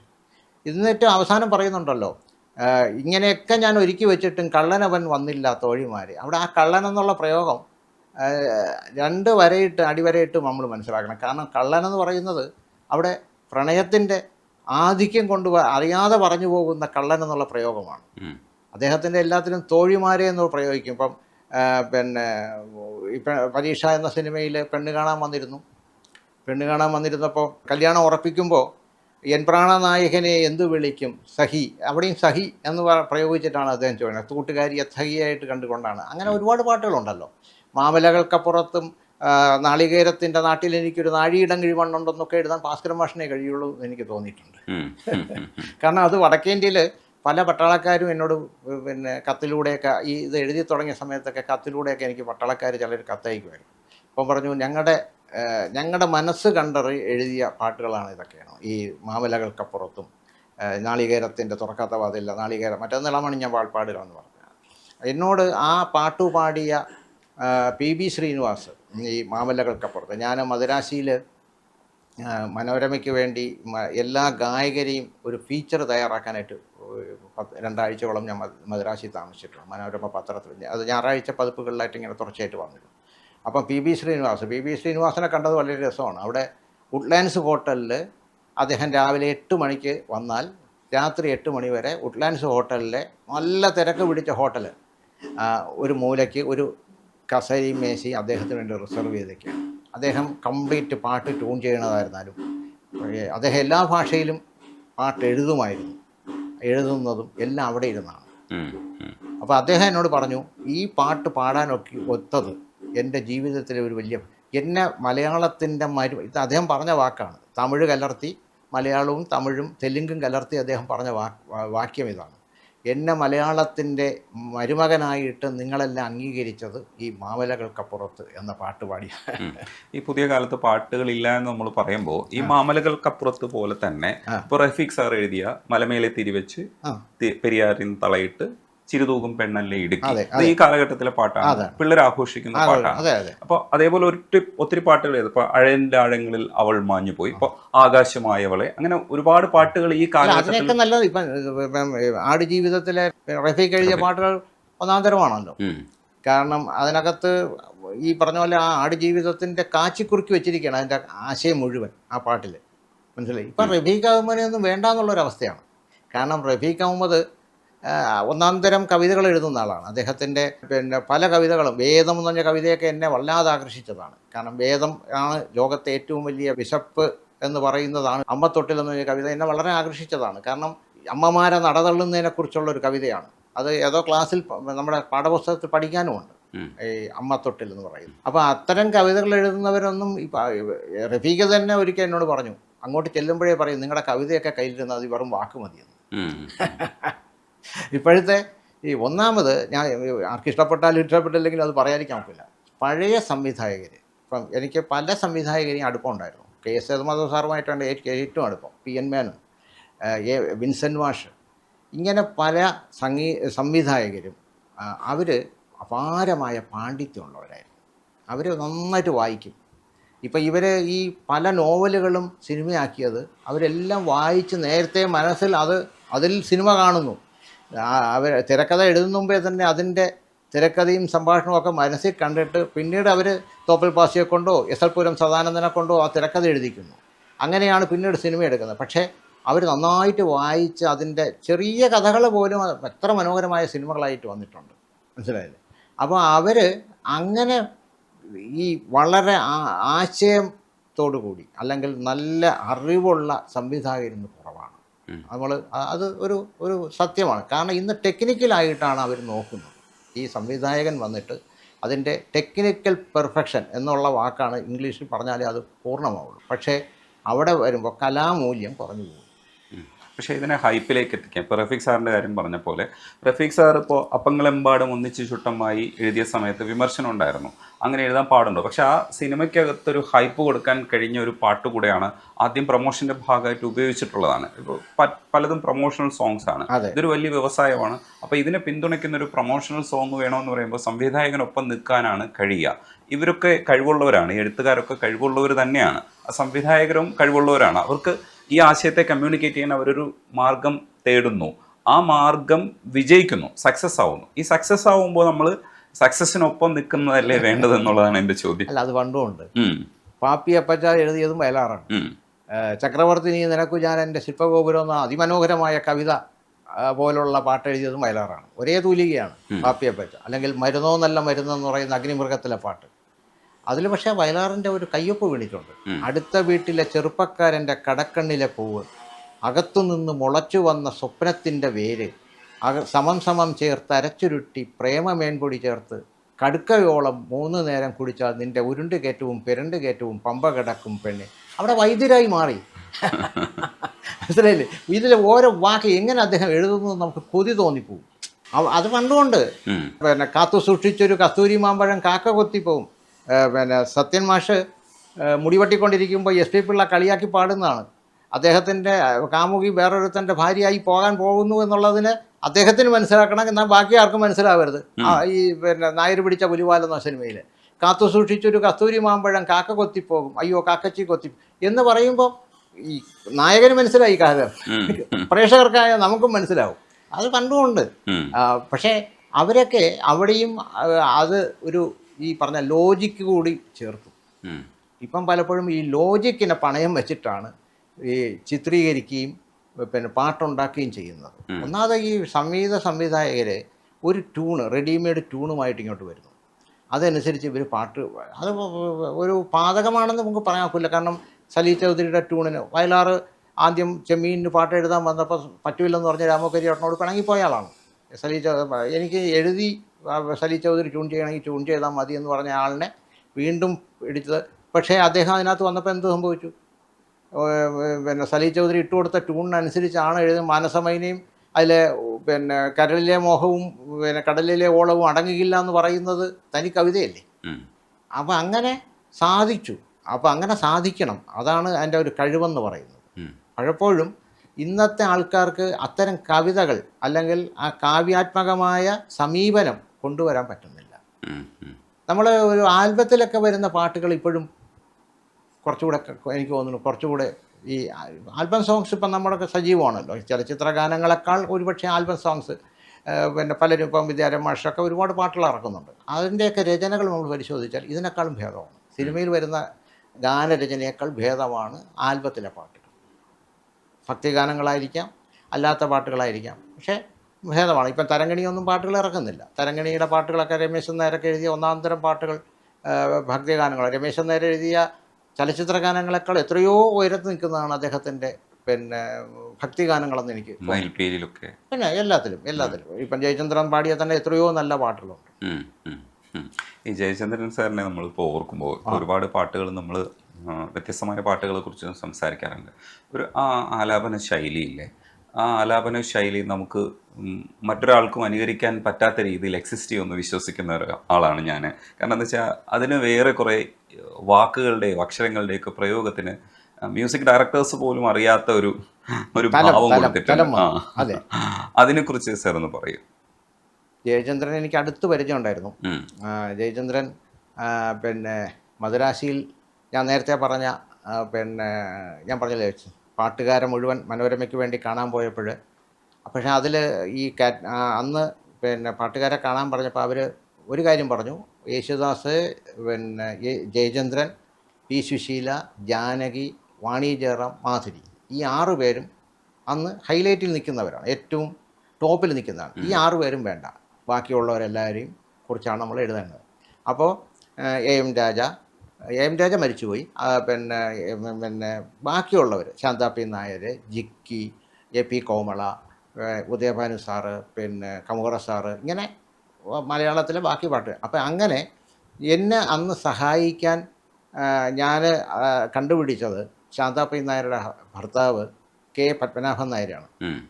അദ്ദേഹമാണ് എന്നോടൊപ്പം എല്ലാ സ്ഥലത്തും വന്നത്. എനിക്ക് ഈ ഇവർ താമസിക്കുന്ന വീടുകളോ ഒന്നും അറിഞ്ഞുകൂടല്ലോ. അപ്പോൾ അദ്ദേഹം എന്നോടുള്ളൊരു സ്നേഹം കരുതി കൂടെ വന്നു. അപ്പം ഇങ്ങനെ ഒരു സ്ഥലത്തൂടെ ഇങ്ങനെ പോകുമ്പോൾ അദ്ദേഹം പറഞ്ഞു, ഇവിടെയാണ് നമ്മുടെ ജയചന്ദ്രൻ താമസിക്കുന്നത്, നമുക്കൊന്ന് കയറണോ? പക്ഷേ നമ്മുടെ ലിസ്റ്റിലില്ലല്ലോ അല്ലേ എന്ന് പറഞ്ഞു. അപ്പോൾ നമ്മളില്ല, നമുക്ക് ലിസ്റ്റൊന്നും വേണ്ട, കയറാമെന്ന് പറഞ്ഞ് അവിടെ കയറി അദ്ദേഹം എന്നെ വളരെ എത്രയോ വർഷത്തെ പരിചയം പോലെയാണ് ഒന്നാമതായിട്ട് കാണുകയാണ്. തുടക്കത്തിൽ പ്രഥമ ദൃഷ്ട്യാ തന്നെ അദ്ദേഹം എത്രയോ വർഷത്തെ പരിചയം പോലെ പെരുമാറി. മാത്രവുമല്ല അന്ന് വേറെ ഒരിടത്തും പോകാനും ഒത്തില്ല. അദ്ദേഹം പാട്ടുകൾ പാടി, നിരന്തരം പാട്ടുകൾ പാടി, ഓരോ പാട്ടിനെക്കുറിച്ചും ദേവരാജ മാഷിനെക്കുറിച്ചും പിന്നെ കൃഷ്ണമൂർത്തി സ്വാമിയെക്കുറിച്ചും ഒക്കെ അങ്ങ് വാചാലനായി സംസാരിക്കും. അപ്പോൾ എനിക്ക് തോന്നിയ ഒരു കാര്യം, അദ്ദേഹത്തിന് എന്തോ ഒരു ദൈവിക ശക്തിയുണ്ട്. അല്ലാതെ പാട്ട് പഠിച്ചിട്ടില്ല, അദ്ദേഹം ശാസ്ത്രീയ സംഗീതം പഠിച്ചിട്ടില്ല. അദ്ദേഹം ചെണ്ട പഠിച്ചിട്ടുണ്ട്, മൃദംഗം പഠിച്ചിട്ടുണ്ട്. പക്ഷെ നിരന്തരമായി കേൾക്കുമെന്ന് സാർ എപ്പോഴും പറയും. ഞാൻ ചോദിച്ചു എന്തുകൊണ്ടാണ് അദ്ദേഹം ശാസ്ത്രീയ സംഗീതം പഠിക്കാത്തത്? എൻ്റെ ക്ഷമയില്ലായ്മ എന്നാണ് ഇവിടെ തിരിച്ചുകൊണ്ട് പറഞ്ഞത്. ക്ഷമയില്ലായ്മ. പലപ്പോഴും അദ്ദേഹത്തെ കണ്ടിട്ടുണ്ട്. ഏറ്റവും ഒടുവിൽ ഒരു വർഷത്തിന് മുമ്പ് എനിക്ക് തോന്നുന്നു ONV സാറിൻ്റെ ഒരു അനുസ്മരണം ടാഗോർ തിയേറ്ററിൽ ഇവിടെ നടക്കുമ്പോൾ അദ്ദേഹം അന്ന് അദ്ദേഹം പാടുന്ന ശ്രദ്ധിച്ചിട്ടുണ്ടല്ലോ, ഒരു ചെറിയ ഡയറി ഇടത് കയ്യിൽ വലത് കയ്യിൽ മൈക്കും പിടിച്ച് അനങ്ങാതെ നിന്നാണ് പാടുന്നത്. അപ്പോൾ ഈ ഒന്നിനെ ശ്രുതി താഴ്ത്തി പാടുക, അദ്ദേഹം പാടിയ പാട്ടാണ് അത്.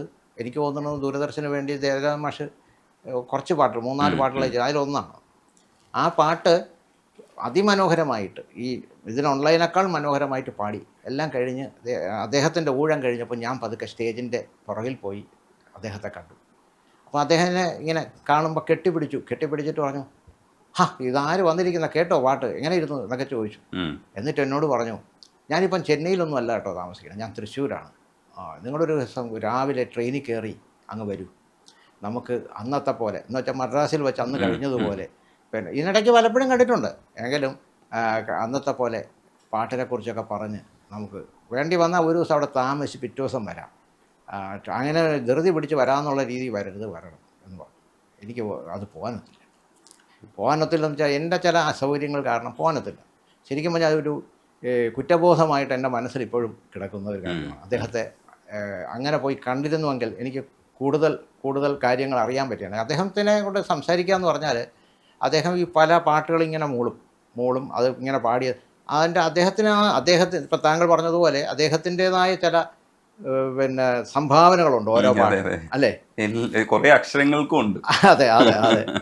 ഇപ്പോൾ സുപ്രഭാതം തന്നെ നമ്മൾ പറഞ്ഞല്ലോ, സുപ്രഭാതത്തിലുണ്ട്, ഏത് പാട്ടിനും ഉണ്ട് അതിൻ്റേതായ ഒരു ഇതുണ്ട്, ഒരു ചെറിയ നീട്ടലും ചെറിയ കുറുകലും ഒക്കെ ഉണ്ട്. അപ്പം അത് അദ്ദേഹത്തിന് മാത്രമേ സാധിക്കൂ. അതുകൊണ്ട് തന്നെയാണ് എനിക്ക് തോന്നുന്നത് വളരെ പിന്നെ അർത്ഥവത്തായ ഒരു പ്രയോഗമല്ലേ മലയാളികൾ അദ്ദേഹത്തിന് സമ്മാനിച്ച ഭാവഗായകൻ. ഭാവഗായകൻ എന്ന് പറയുമ്പോൾ അത് പൂർണ്ണമാണ്. അദ്ദേഹത്തെ സംബന്ധിച്ചിടത്തോളം ഭാവത്തോടു കൂടിയാണ് അദ്ദേഹം ഏതും പാട്ടും പാടുന്നത്. ഏത് നിസ്സാരമായ പാട്ടും. രാജീവ് ആലിങ്കൽ എഴുതിയൊരു പാട്ടുണ്ട്, എന്താ നാഴൂരി പതിരുമായി എന്നമ്മ പടികടന്നെത്തുന്ന എന്നൊക്കെ പറഞ്ഞ് തുടങ്ങുന്നത്. അപ്പോൾ അത് ചിത്രയാണ് അതിലെ ബാക്കി പാട്ടുകളെല്ലാം പാടുക. അപ്പോൾ ചിത്രയ്ക്ക് ഈ വരികൾ കേട്ടപ്പോൾ പാടാനൊരു വൈഷമ്യം, ഒരു വീട്ടിലെ ദാരിദ്ര്യ അവസ്ഥയാണ്. പക്ഷേ ജയചന്ദ്രൻ പറഞ്ഞു അത് ഞാൻ പാടാം എന്ന് പറഞ്ഞു. അദ്ദേഹം ജയചന്ദ്രൻ തന്നെ പറഞ്ഞതാണ്. ജയചന്ദ്രൻ പറഞ്ഞിട്ട് അദ്ദേഹം അത് ഏറ്റെടുത്ത് പാടാം. നന്ദനമായിട്ട് അദ്ദേഹം അത് പാടിയിട്ടുണ്ട്, നന്ദനമായിട്ട് പാടിയിട്ടുണ്ട്. കാരണം നമ്മളെ കണ്ണ് നിറയിക്കും അത് കേൾക്കുമ്പോൾ. പാട്ട് വരികളും നല്ലതാണ്, അതിൻ്റെ സംഗീതവും നല്ലതാണ്. ജയചന്ദ്രൻ ആണ് അത് പാടിയെന്നുള്ളത് നമുക്ക് വളരെ പ്ലസ് പോയിൻ്റായിട്ട് പറയാം തീർച്ചയായിട്ടും. അത് ശരിക്കും പറഞ്ഞാൽ ജയചന്ദ്രൻ്റെ പക്ഷേ അദ്ദേഹത്തെ പോലും ഈ സിനിമയിൽ ഒരു കുറച്ച് വർഷം, ഒരു 7 വർഷം 10 വർഷത്തോളം അദ്ദേഹത്തെ ഒതുക്കിക്കളഞ്ഞു.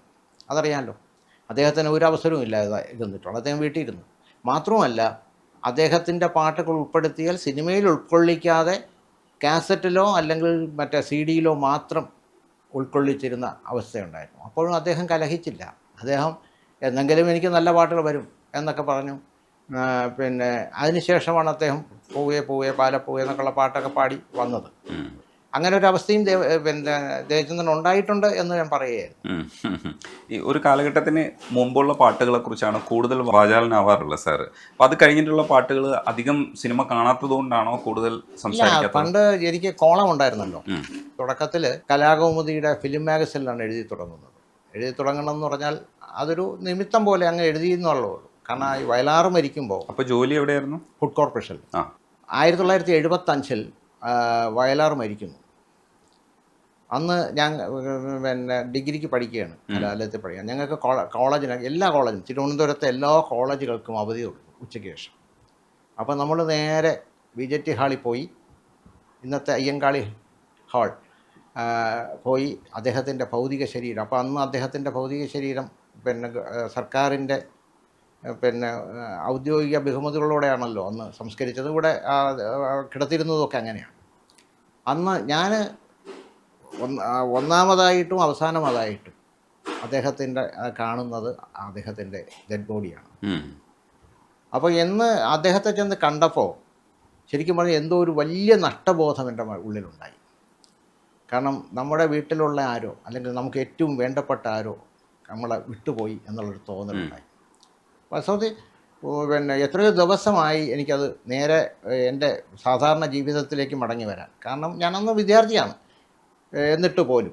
പക്ഷേ അതിന് ശേഷം വന്ന പാട്ടുകൾ ആ നിലവാരത്തിലേക്ക് വരുന്നു. ONV സാർ എഴുതുന്നുണ്ട്, ഭാസ്കരൻ മാഷ് എഴുതുന്നുണ്ട്, ശ്രീകുമാരൻ തമ്പി എഴുതുന്നുണ്ട്, യൂസഫ് അലി എഴുതുന്നുണ്ട്. പക്ഷേ പുതുതായി കടന്നു വന്ന പലരും, പേരുകളൊന്നും ഞാൻ പറയുന്നില്ല, പുതുതായി കടന്നു വരുന്ന പലരും ഈ മറ്റേ ഞങ്ങളുടെ ഓഫീസിലൊക്കെ ആശ്രിത നിയമനം എന്നൊരു രീതിയുണ്ട്. ആരെങ്കിലും മരിച്ചാൽ അവരുടെ ഒഴിവിൽ ആശ്രിതർക്ക് ജോലി കൊടുക്കും ഓഫീസിൽ. അത് കേരള സർക്കാരിലും ഉണ്ട്, കേന്ദ്ര സർക്കാരിലും. ഞാൻ കേന്ദ്ര സർക്കാർ ജീവനക്കാരനായതുകൊണ്ട് എനിക്കറിയാം. അങ്ങനെ വയലാറിൻ്റെ ഒഴിവിൽ കയറി വന്ന പാട്ടെഴുത്തുകാരാണ് പിന്നീട് വന്ന പലരും. മനസ്സിലായില്ലേ? അതേസമയം ബാക്കിയുള്ളവരെ നോക്കൂ. വയലാർ രാമവർമ്മ, P. ഭാസ്കരൻ, ONV കുറുപ്പ്, ശ്രീകുമാരൻ തമ്പി, യൂസഫ് അലി. ഈ 5 പേരാണല്ലോ ഏറ്റവും പ്രധാനപ്പെട്ടവർ. ഇവരെല്ലാം കവിത എഴുതി കവി എന്ന നിലയിൽ ഏറ്റവും പേരെടുത്ത് കൈത്തഴക്കം വന്നതിന് ശേഷമാണ് ഗാനരചനാ രംഗത്തേക്ക് കടന്നു വന്നത്. അതേസമയം വയലാറിൻ്റെ മരണത്തിന് ശേഷം കടന്നു വന്ന ഒരാളും കവിത എഴുതിയിട്ട് ഗാനരചനാ രംഗത്തേക്ക് വന്നവരല്ല. അവരെല്ലാം ഗാനം എഴുതി പേരെടുത്തതിന് ശേഷം കവിത അയച്ചു കഴിഞ്ഞാൽ ഏത് പ്രസിദ്ധീകരണവും പ്രസിദ്ധീകരിക്കുന്ന അവരുടെ പേരുകൊണ്ട്, അവരുടെ യശസ് കൊണ്ട് പ്രസിദ്ധീകരിക്കുന്നൊരവസ്ഥ വന്നു. അപ്പോൾ ഇതിനെതിരെ പ്രതികരിക്കണമെന്ന് എനിക്ക് തോന്നുകയും ഞാനൊരു ലേഖനം എഴുതി കലാകൗമുദിയുടെ ഫിലിം മാഗസിന്. അപ്പോഴത്തേക്ക് കുറേ കാലം കഴിഞ്ഞു, എനിക്ക് ജോലിയൊക്കെ കിട്ടി. ഞാൻ ജോലിക്ക് പോകുന്ന സമയത്താണ് ശരിക്കും പറഞ്ഞാൽ 1980 പിന്നെ അയച്ചു, ഈ ലേഖനം എഴുതി അയച്ചു. ഞാനത് മറന്നുപോയി. ഞാൻ ഓഫീസിൽ പതുപോലെ പോയി അപ്പോഴൊന്നും ആരും അറിഞ്ഞില്ല ഈ ഇതിൽ ലേഖനം വന്നത്. എൻ്റെ അച്ഛനും അമ്മയും അന്ന് അവർ രണ്ടുപേരും ജീവിച്ചിരിക്കുന്ന സമയത്ത് അമ്മാവൻ്റെ, നേരത്തെ പറഞ്ഞ അമ്മാവൻ്റെ വീട്ടിൽ അവർ പോകുമ്പോൾ അമ്മാവൻ അന്ന് ഈ പിന്നെ സാഹിത്യവാരഫലം എന്ന് പറയുന്ന വിഖ്യാതമായ പങ്ക്തി കലാകൗമുദിയിലാണ് എഴുതുന്നത്. അപ്പോൾ കലാകൗമുദി ഇറങ്ങുന്നതിന് മുമ്പ് തന്നെ കലാകൗമുദിയുടെ എല്ലാ പ്രസിദ്ധീകരണങ്ങളും അദ്ദേഹത്തിൻ്റെ വീട്ടിൽ കൊണ്ടു കൊടുക്കും. ലേഖനം വാങ്ങിക്കാൻ വരുന്ന ആളിൻ്റെ കയ്യിൽ തന്നെ എല്ലാ അക്കാലത്ത് ആ ആഴ്ചത്തെ എല്ലാ പ്രസിദ്ധീകരണം. അപ്പോൾ ഇതിൽ ഫിലിം മാഗസിനും കൂട്ടത്തിൽ അവിടെ വീട്ടിലെത്തിച്ചു. അപ്പോൾ അദ്ദേഹം ഇങ്ങനെ മറിച്ച് നോക്കിയപ്പോൾ എൻ്റെ പേര് കാണുന്നു, ഞാൻ എഴുതിയിരിക്കുന്ന ലേഖനം കാണാം. അപ്പോൾ അമ്മയുടെ ഈ എൻ്റെ ലേഖനം ഇങ്ങനെ വന്നിട്ടുണ്ടെന്ന് പറഞ്ഞ് കൊടുക്കുകയായിരുന്നു ചെയ്തത്. അമ്മ കൂടെ കൊണ്ട് തരികയാണ് ചെയ്തത് വീട്ടിൽ. അപ്പോഴാണ് ഞാൻ ആ ലേഖനം വന്നത്. അപ്പോൾ അത് കഴിഞ്ഞ്, അപ്പോൾ അന്ന് ഇവിടെ ഒന്നും ഫോണൊന്നുമില്ല, ഒരിടത്തും എൻ്റെ വീട്ടിലൊന്നും ഫോണില്ല. അത് കഴിഞ്ഞ് പിന്നെ പിറ്റേലക്കമായപ്പോൾ അതിൻ്റെ പിറ്റേലക്കം ആയപ്പോഴത്തേക്ക് ഓരോരുത്തരായിട്ട് ഇതിനെ മറുപടി എഴുതാൻ തുടങ്ങി. നെല്ലിക്ക തളം വയ്ക്കേണ്ട നിരൂപകൻ എന്ന് പറഞ്ഞിട്ടാണ് പിന്നെ ബി മാണിക്യം എന്ന് പറയുന്ന ബെൻസുവാസുലൊക്കെ പാട്ട് എഴുതിയ ആൾ. അദ്ദേഹം ഇപ്പോൾ മരിച്ചുപോയി. അദ്ദേഹം എഴുതിയത്. പിന്നെ ബിജു പൊന്നേത്ത്, ദിവ്യ ഉണ്ണിയുടെ ഒരു ബന്ധുവാണ് ബിജു പൊന്നേത്ത് ഇങ്ങനെ പലരും, മുല്ലനേഴി പലരും അതിനകത്ത് മറുപടി എഴുതി. അപ്പോൾ പിന്നെ എന്നോട് അതിൻ്റെ ഈ അടുത്ത കാലത്ത് മരിച്ച എസ് ജയചന്ദ്രൻ നായർ സാറായിരുന്നു അതിൻ്റെ പത്രാധിപർ. NRS ബാബു സാറ്, രണ്ടുപേരാണ്. അതിൽ ജയചന്ദ്രൻ നായർ സാറാണ് ഈ ഫിലിം മാഗസിൻ നോക്കിയത്. അദ്ദേഹം എന്നെ ഓഫീസിൽ വിളിച്ച്, ഓഫീസിൽ അന്ന് ഫോണുണ്ടല്ലോ, വിളിച്ചു. അന്ന് ട്രങ്കാണ്. ഞാൻ കഴക്കൂട്ടത്താണ് വർക്ക് ചെയ്തത്. അപ്പം കഴക്കൂട്ടത്തേക്ക് ഇന്ന് പറഞ്ഞ ആളുകൾക്ക് അത്ഭുതം തോന്നും. പേട്ടയിൽ നിന്ന് കഴക്കൂട്ടത്തേക്ക് ട്രങ്ക് ബുക്ക് ചെയ്തിട്ട് വൈകുന്നേരം ഓഫീസ് കഴിഞ്ഞ് ഇതുവഴി ഒന്ന് വരണം എന്ന് പറഞ്ഞു. ഞാനന്ന് ചെന്നപ്പം പറഞ്ഞു, നിങ്ങളുടെ ലേഖനത്തിൽ ഒരുപാട് പ്രതികരണം വന്നിട്ടുണ്ട്, ആളുകൾക്ക് ഇഷ്ടപ്പെടുന്നുണ്ടായാലും ഇല്ലെങ്കിലും നമുക്കത് തുടർച്ചയായിട്ട് കൊടുക്കാം, നിങ്ങൾ തുടർച്ചയായിട്ട് എഴുതണം എന്ന് പറഞ്ഞ് അങ്ങനെ ഞാൻ രണ്ടാമത്തെ ലേഖനം എഴുതിയപ്പോഴാണ് ജയൻ്റെ മരണം സംഭവിച്ചത്. ജയൻ്റെ മരണം സംഭവിച്ചപ്പോൾ ഇവർ സ്പെഷ്യൽ പതിപ്പിറക്കി ഫിലിം മാഗസിൻ. അതിലെൻ്റെ ലേഖനവും ഉണ്ടായിരുന്നു. അത് 1 മണിക്കൂർ കൊണ്ട് ആദ്യത്തെ കോപ്പി മുഴുവൻ തോന്നുന്നു. ജയൻ അന്ന് കത്തി നിൽക്കുന്ന സമയമാണ്. ജയൻ്റെ മരണം എന്ന് പറഞ്ഞാൽ കേരളീയർക്ക് താങ്ങാനൊക്കുന്നതല്ലായിരുന്നു. അപ്പോൾ ഈ ഫിലിം മാഗസിൻ ഇറങ്ങിയപ്പോൾ പിന്നെ അത് 1 മണിക്കൂർ കൊണ്ട് വിട്ടു തീർന്നു. ഒരുപാട് ആവശ്യക്കാരുണ്ടായിരുന്നു. അപ്പോൾ അത് ഈ സാധാരണ ഇറക്കുന്ന കോപ്പിയുടെ ഒരു 3-4 ഇരട്ടി കോപ്പി 1 മണിക്കൂർ കൊണ്ട് വീണ്ടും ഇറക്കി. അപ്പോൾ എനിക്ക് അതിൽ ലേഖനം ഉണ്ടെന്നറിയാം. അപ്പോൾ ഞാനൊരു സാധാരണ പിന്നെ കഴക്കൂട്ടത്ത് ട്രെയിനിൽ കയറി തമ്പാനൂർ ഇറങ്ങി, തമ്പാനൂർ ബസ് സ്റ്റാൻഡിനകത്ത് നിന്നാണ് ഈ വാരിക വാങ്ങിക്കുന്നത്. ഞാനവിടെ വാങ്ങിക്കാൻ ചെന്നപ്പം വാരിക തീർന്നുപോയി. ഇല്ല, മാത്രമല്ല അപ്പോൾ അയാൾ പറഞ്ഞു, കുറച്ച് നേരം ഇവിടെ വെയിറ്റ് ചെയ്താൽ ഇപ്പം അടിച്ചു വരും, അവിടെ അടിച്ചുകൊണ്ടിരിക്കുകയാണ് കലാമതിയിൽ, ഇപ്പം വരും, കുറച്ച് നേരം നിന്നാൽ മതി. അപ്പോൾ ഒരുപാട് പേര് അത് വാങ്ങിക്കാനായിട്ട് അവിടെ നിൽപ്പുണ്ട്. അത് കണ്ട ഇവരൊക്കെ ഇത് വാങ്ങിക്കാൻ നിൽക്കുന്നതാണ്. ആ ജയനോടുള്ള ഒരു മലയാളികളുടെ ആവേശം. അങ്ങനെ രണ്ടാമത്തെ ലേഖനം വന്ന് എനിക്കന്ന് ഫിലിം മാഗസിൻ കിട്ടി. പക്ഷേ കുറച്ച് കഴിഞ്ഞപ്പോഴാണ് യൂസഫ് അലിയുടെ ഒരു മറുപടി വന്നത്. പുണ്യാഹം നേരുന്നു എന്ന് പറഞ്ഞു. കാരണം എല്ലാ പാട്ടെഴുത്തുകാരും എന്നെ വിമർശിച്ചപ്പോൾ യൂസഫ് അലി മാത്രം പതിവിന് വിരുദ്ധമായിട്ട് ഇങ്ങനൊരു പങ്ക്തി ആവശ്യമാണ്, ഇങ്ങനെ ഈ ലേഖനങ്ങൾ ആവശ്യമാണ്, ഞാൻ മുഴുവൻ വായിച്ചു, ഇപ്പോൾ പാട്ടെഴുത്തെന്ന് പറഞ്ഞാൽ തോന്നിയവാസമാണ്, അതുകൊണ്ട് ഇങ്ങനെ അതിനെ പിന്നെ കതിരും പതിരും വേർതിരിക്കുന്ന ഒന്ന് വേണം എന്ന് പറഞ്ഞ് പുണ്യാഹം നേരുന്നു എന്നായിരുന്നു അതിൻ്റെ ഹിന്ദി. വിച്ചു തിരുമലയൊക്കെ മറുപടി എഴുതിയിട്ടുണ്ട്. വാക്കുകൾ അർത്ഥവേട്ടയ്ക്കുള്ളതല്ല, മുഖം നല്ലല്ലാത്തതിന് കണ്ണാടി തല്ലി ഉടയ്ക്കുന്നതിനെന്ന് മുരളനേഴി എഴുതി. അവരൊക്കെ എഴുതിയപ്പോൾ ഇദ്ദേഹം പുണ്യാഹം നേരുന്നു എന്ന് പറഞ്ഞിട്ടാണ് എഴുതിയത്. അപ്പോൾ എനിക്ക് വലിയൊരു പ്രചോദനമായിരുന്നു അത്. കാരണം അന്ന് അദ്ദേഹത്തെ പരിചയമില്ല, യൂസഫ് അലിയെ പരിചയമില്ല. എനിക്ക് വലിയ പ്രചോദനമായിരുന്നു. കാരണം യൂസഫ് അലിയെ പോലെയുള്ള ഒരാൾ അനുകൂലിച്ചെഴുതുക എന്ന് പറഞ്ഞാൽ എന്ന് പറയും. അങ്ങനെയാണ് പിന്നീട് അതിനകത്ത് എഴുതുന്നത്. പക്ഷേ ഫിലിം മാഗസിനിൽ കുറേ കാലം എഴുതിക്കൊണ്ടിരുന്നപ്പോഴാണ് മാതൃഭൂമി ചിത്രഭൂമി എന്ന് പറഞ്ഞിട്ടൊരു ദ്വൈവാരിക ഇറക്കിയത്. അപ്പം അന്ന് മാധവക്കുട്ടിയുടെ മകൻ മോനു നാലപ്പാട് എന്ന് നമ്മൾ വിളിക്കുന്ന MD നാലപ്പാടായിരുന്നു അന്ന് എഡിറ്റർ. അദ്ദേഹം എന്നോട് വിളിച്ചു ചോദിച്ചു, ഇതിനകത്തൊരു സ്ഥിരം പങ്ക്തിയായിട്ട് നമുക്കിത് കൊടുത്തുകൂടെ, ഇത് 2 ആഴ്ചയിലൊരിക്കലേ ഉള്ളൂ, അപ്പം കുറച്ച് പാട്ടുകളൊക്കെ നമുക്ക് കിട്ടുമല്ലോ എന്ന് പറഞ്ഞു. അങ്ങനെ ചിത്രഭൂമിയിൽ സ്ഥിരം പങ്ക്തിയായിട്ട് അത് വന്നു എന്ന് മാത്രമല്ല, അത് പിന്നീട് അവർ വാരികയായപ്പോൾ എൻ്റെ ജോലി കൂടി. കാരണം ആഴ്ച തോറും കൊടുക്കണം. പക്ഷേ അങ്ങനെ കുറേ കാലം ചിത്രഭൂമിയിൽ വളരെ കാലം. പിന്നീട് സിനിമാമംഗളം തുടങ്ങുമ്പോൾ മധുവൈപ്പനയായിരുന്നു, അടുത്ത കാലത്ത് അന്തരിച്ച മധുവൈപ്പനയായിരുന്നു എൻ്റെ എഡിറ്റർ. മധുവൈപ്പന പറഞ്ഞു നമുക്ക് അപ്പം ഞാൻ ഒരേ ഒരു കാര്യമേ ഇവരോടെല്ലാം ആവശ്യപ്പെടുകയുള്ളായിരുന്നു, ഞാൻ എഴുതി തരുന്നത് ഒന്നും വ്യത്യാസമില്ലാതെ കൊടുക്കണം, അതിനകത്ത് കൈകടത്തൽ പാടില്ല, ഞാൻ സത്യസന്ധമായിട്ട് എഴുതും, അതിനകത്ത് കൈകടത്തൽ പാടില്ല, എന്തെഴുതി തന്നാലും അതിനകത്ത് വെട്ടിച്ചുരുക്കുക, അന്നാണെങ്കിൽ അന്ന് നിർത്തും എന്നുള്ള കരാറിലാണ്. അങ്ങനെ മധുവൈപ്പൻ അത് പോയതിന് ശേഷം പല്ലിശ്ശേരിയായിരുന്നു. സിനിമാമംഗളം നിൽക്കുന്നത് വരെ, അതായത് കോവിഡ് വന്ന് മലയാള സിനിമ ഇല്ലാതായല്ലോ കുറേ കാലം, മലയാള സിനിമയെ വരുന്നില്ല എന്ന് പറയുമ്പോഴാണ് ഈ സിനിമാ പ്രസിദ്ധീകരണം. ഇപ്പോൾ സിനിമാ പ്രസിദ്ധീകരണം ഒന്നുമില്ല, ഇപ്പോൾ ഓൺലൈനായിട്ട് ഏതെങ്കിലും സിനിമാ പ്രസിദ്ധീകരണം ഉണ്ടെങ്കിലേ ഉള്ളൂ. എല്ലാം നിന്നുപോയി. അതുവരെ ഞാൻ ആ കോളം കൊണ്ടുപോയി. ഗാനദർപ്പണം എന്നായിരുന്നു ആ കോളത്തിൻ്റെ പേര്. പിന്നീടാണ് ടെലിവിഷനിലേക്ക് വരുന്നത്. അല്ല, അതിനോടൊപ്പം തന്നെ ടെലിവിഷനിൽ വന്നു. ടെലിവിഷനിൽ വരാനുള്ള കാരണം ഈ പറഞ്ഞ ഷിബു ചക്രവർത്തിയാണ്. ടെലിവിഷനിൽ നേരത്തെ തന്നെ ഏഷ്യാനെറ്റ് തുടങ്ങിയപ്പം തന്നെ, അന്ന് ശ്രീകണ്ഠൻ നായർ ഏഷ്യാനെറ്റിലാണ്. ശ്രീകണ്ഠൻ നായർ ഈ ഒരുപാട് പരിപാടി, അതായത് പാട്ടുപെട്ടി, പിന്നെ പൂമരക്കൊമ്പ്, ഇങ്ങനെ കുറേ പരിപാടികൾക്ക് സ്ക്രിപ്റ്റ് എഴുതിക്കുമായിരുന്നു. അത് പാട്ടുപെട്ടി എന്ന് പറഞ്ഞ പരിപാടിയുടെ അവതാരക KS ചിത്രയുടെ നാത്തൂനാണ്. അത് എന്നെക്കാൾ അത്ഭുതമാണ്. എനിക്ക് വാസ്തവത്തിൽ നാത്തൂനാണെന്നൊന്നും അറിഞ്ഞുകൂടായിരുന്നു. ഞാനൊരു സ്ക്രിപ്റ്റിൽ KS ചിത്രയെ ചെല്ലൊന്ന് വിമർശിച്ചുകൊണ്ട് ഉച്ചാരണ പ്രസംഗൻ്റെ കാര്യമൊക്കെ പറഞ്ഞുകൊണ്ട് ഒരിക്കൽ ഞാൻ എഴുതി കൊടുത്തു. അപ്പോൾ അന്ന് ആ ജാനകി എന്ന് പറഞ്ഞ ആ കുട്ടിക്ക് ഇത് വായിക്കാനൊരു പ്രയാസം, സ്വന്തം നാത്തൂനല്ലേ. അപ്പോൾ ശ്രീകണ്ഠൻ നായർ പറഞ്ഞു അത് പറ്റില്ല, ഞാൻ അദ്ദേഹത്തിനോട് എഴുതി വാങ്ങിക്കുന്നത് ഞങ്ങൾ അങ്ങനെ തന്നെ കൊടുക്കും എന്നൊക്കെ പറഞ്ഞു. അത് നാത്തൂനൊക്കെ വീട്ടിൽ ഇവിടെ അവതാരക എന്നുള്ള നിലയിലാണല്ലോ എന്നൊക്കെ പറഞ്ഞു. പക്ഷെ ആ ജാനകി ഇപ്പോൾ ഇവിടെ ഇല്ല, അമേരിക്കയിലാണ്. വളരെ കാലം അത് ചെയ്തിരുന്നു. പിന്നീട് ഏഷ്യാനെറ്റിലൊക്കെ ഒരുപാട് പ്രോഗ്രാം ചെയ്തിട്ടുണ്ട്. അതിനുശേഷം ദൂരദർശനിൽ ഒത്തിരി പ്രോഗ്രാം ചെയ്തിട്ടുണ്ട്. ദൂരദർശനിൽ സ്മൃതിലയം എന്ന് പറഞ്ഞൊരു പരിപാടി സ്ഥിരമായിട്ട് വരും. അതിൻ്റെ സ്ക്രിപ്റ്റ് ഞാൻ എഴുതിയിരുന്നു.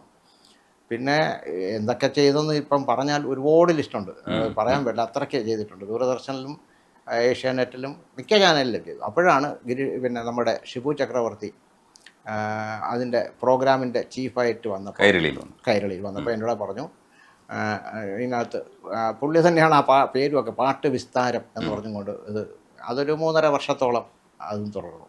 അതാണ് കൂടുതൽ ആൾക്കാർ എന്നെ ഐഡൻറ്റിഫൈ ചെയ്യാൻ ഇടയായത്. കാരണം മറ്റത് നമ്മളൊരു ചെറിയ ചിത്രത്തോടു കൂടിയല്ലേ ലേഖനം വരുന്നത്, ഇതങ്ങനെയല്ലല്ലോ, നേരിട്ട് കാണുകയല്ലേ. അങ്ങനെയാണ് അതിനകത്ത് വന്നത്. അതും ഒരുപാട് കാലം തുടർന്നു. പിന്നെ അഴകേ എന്നൊക്കെ പറഞ്ഞ് ദൂരദർശനിലും തന്നെ പിന്നെയും പ്രോഗ്രാമുകൾ ചെയ്തിട്ടുണ്ട്. ഈ കാലഘട്ടത്തിൽ പാട്ടുകളിൽ അത്യാവശ്യം വിമർശനമുള്ള ഒരാളാണ്. അപ്പോൾ അതാണിപ്പോൾ ശ്രദ്ധയിലേക്ക് വന്നതും. ഈ പാട്ടുകളിൽ ഇപ്പോൾ നോട്ട് ചെയ്ത പാട്ടുകളിൽ ഏതൊക്കെ പാട്ടുകളിലാണ്, ഇല്ലെങ്കിൽ ഏതൊക്കെ പാട്ട് കേട്ടപ്പോഴാണ് വിമർശിക്കണമെന്ന് തോന്നിയത്? ഇപ്പോഴത്തെ മിക്ക പാട്ടുകൾ, ഇപ്പോൾ ഞാൻ പറഞ്ഞില്ലേ, ഇപ്പോൾ ARMലെ പാട്ട്, വൈക്കം വിജയലക്ഷ്മി പാടിയ പാട്ട് എനിക്ക് കുഴപ്പമില്ലെന്ന് തോന്നി. മനു മഞ്ചത്താഴ് എഴുതി, അത് കുഴപ്പമില്ലെന്ന് തോന്നി.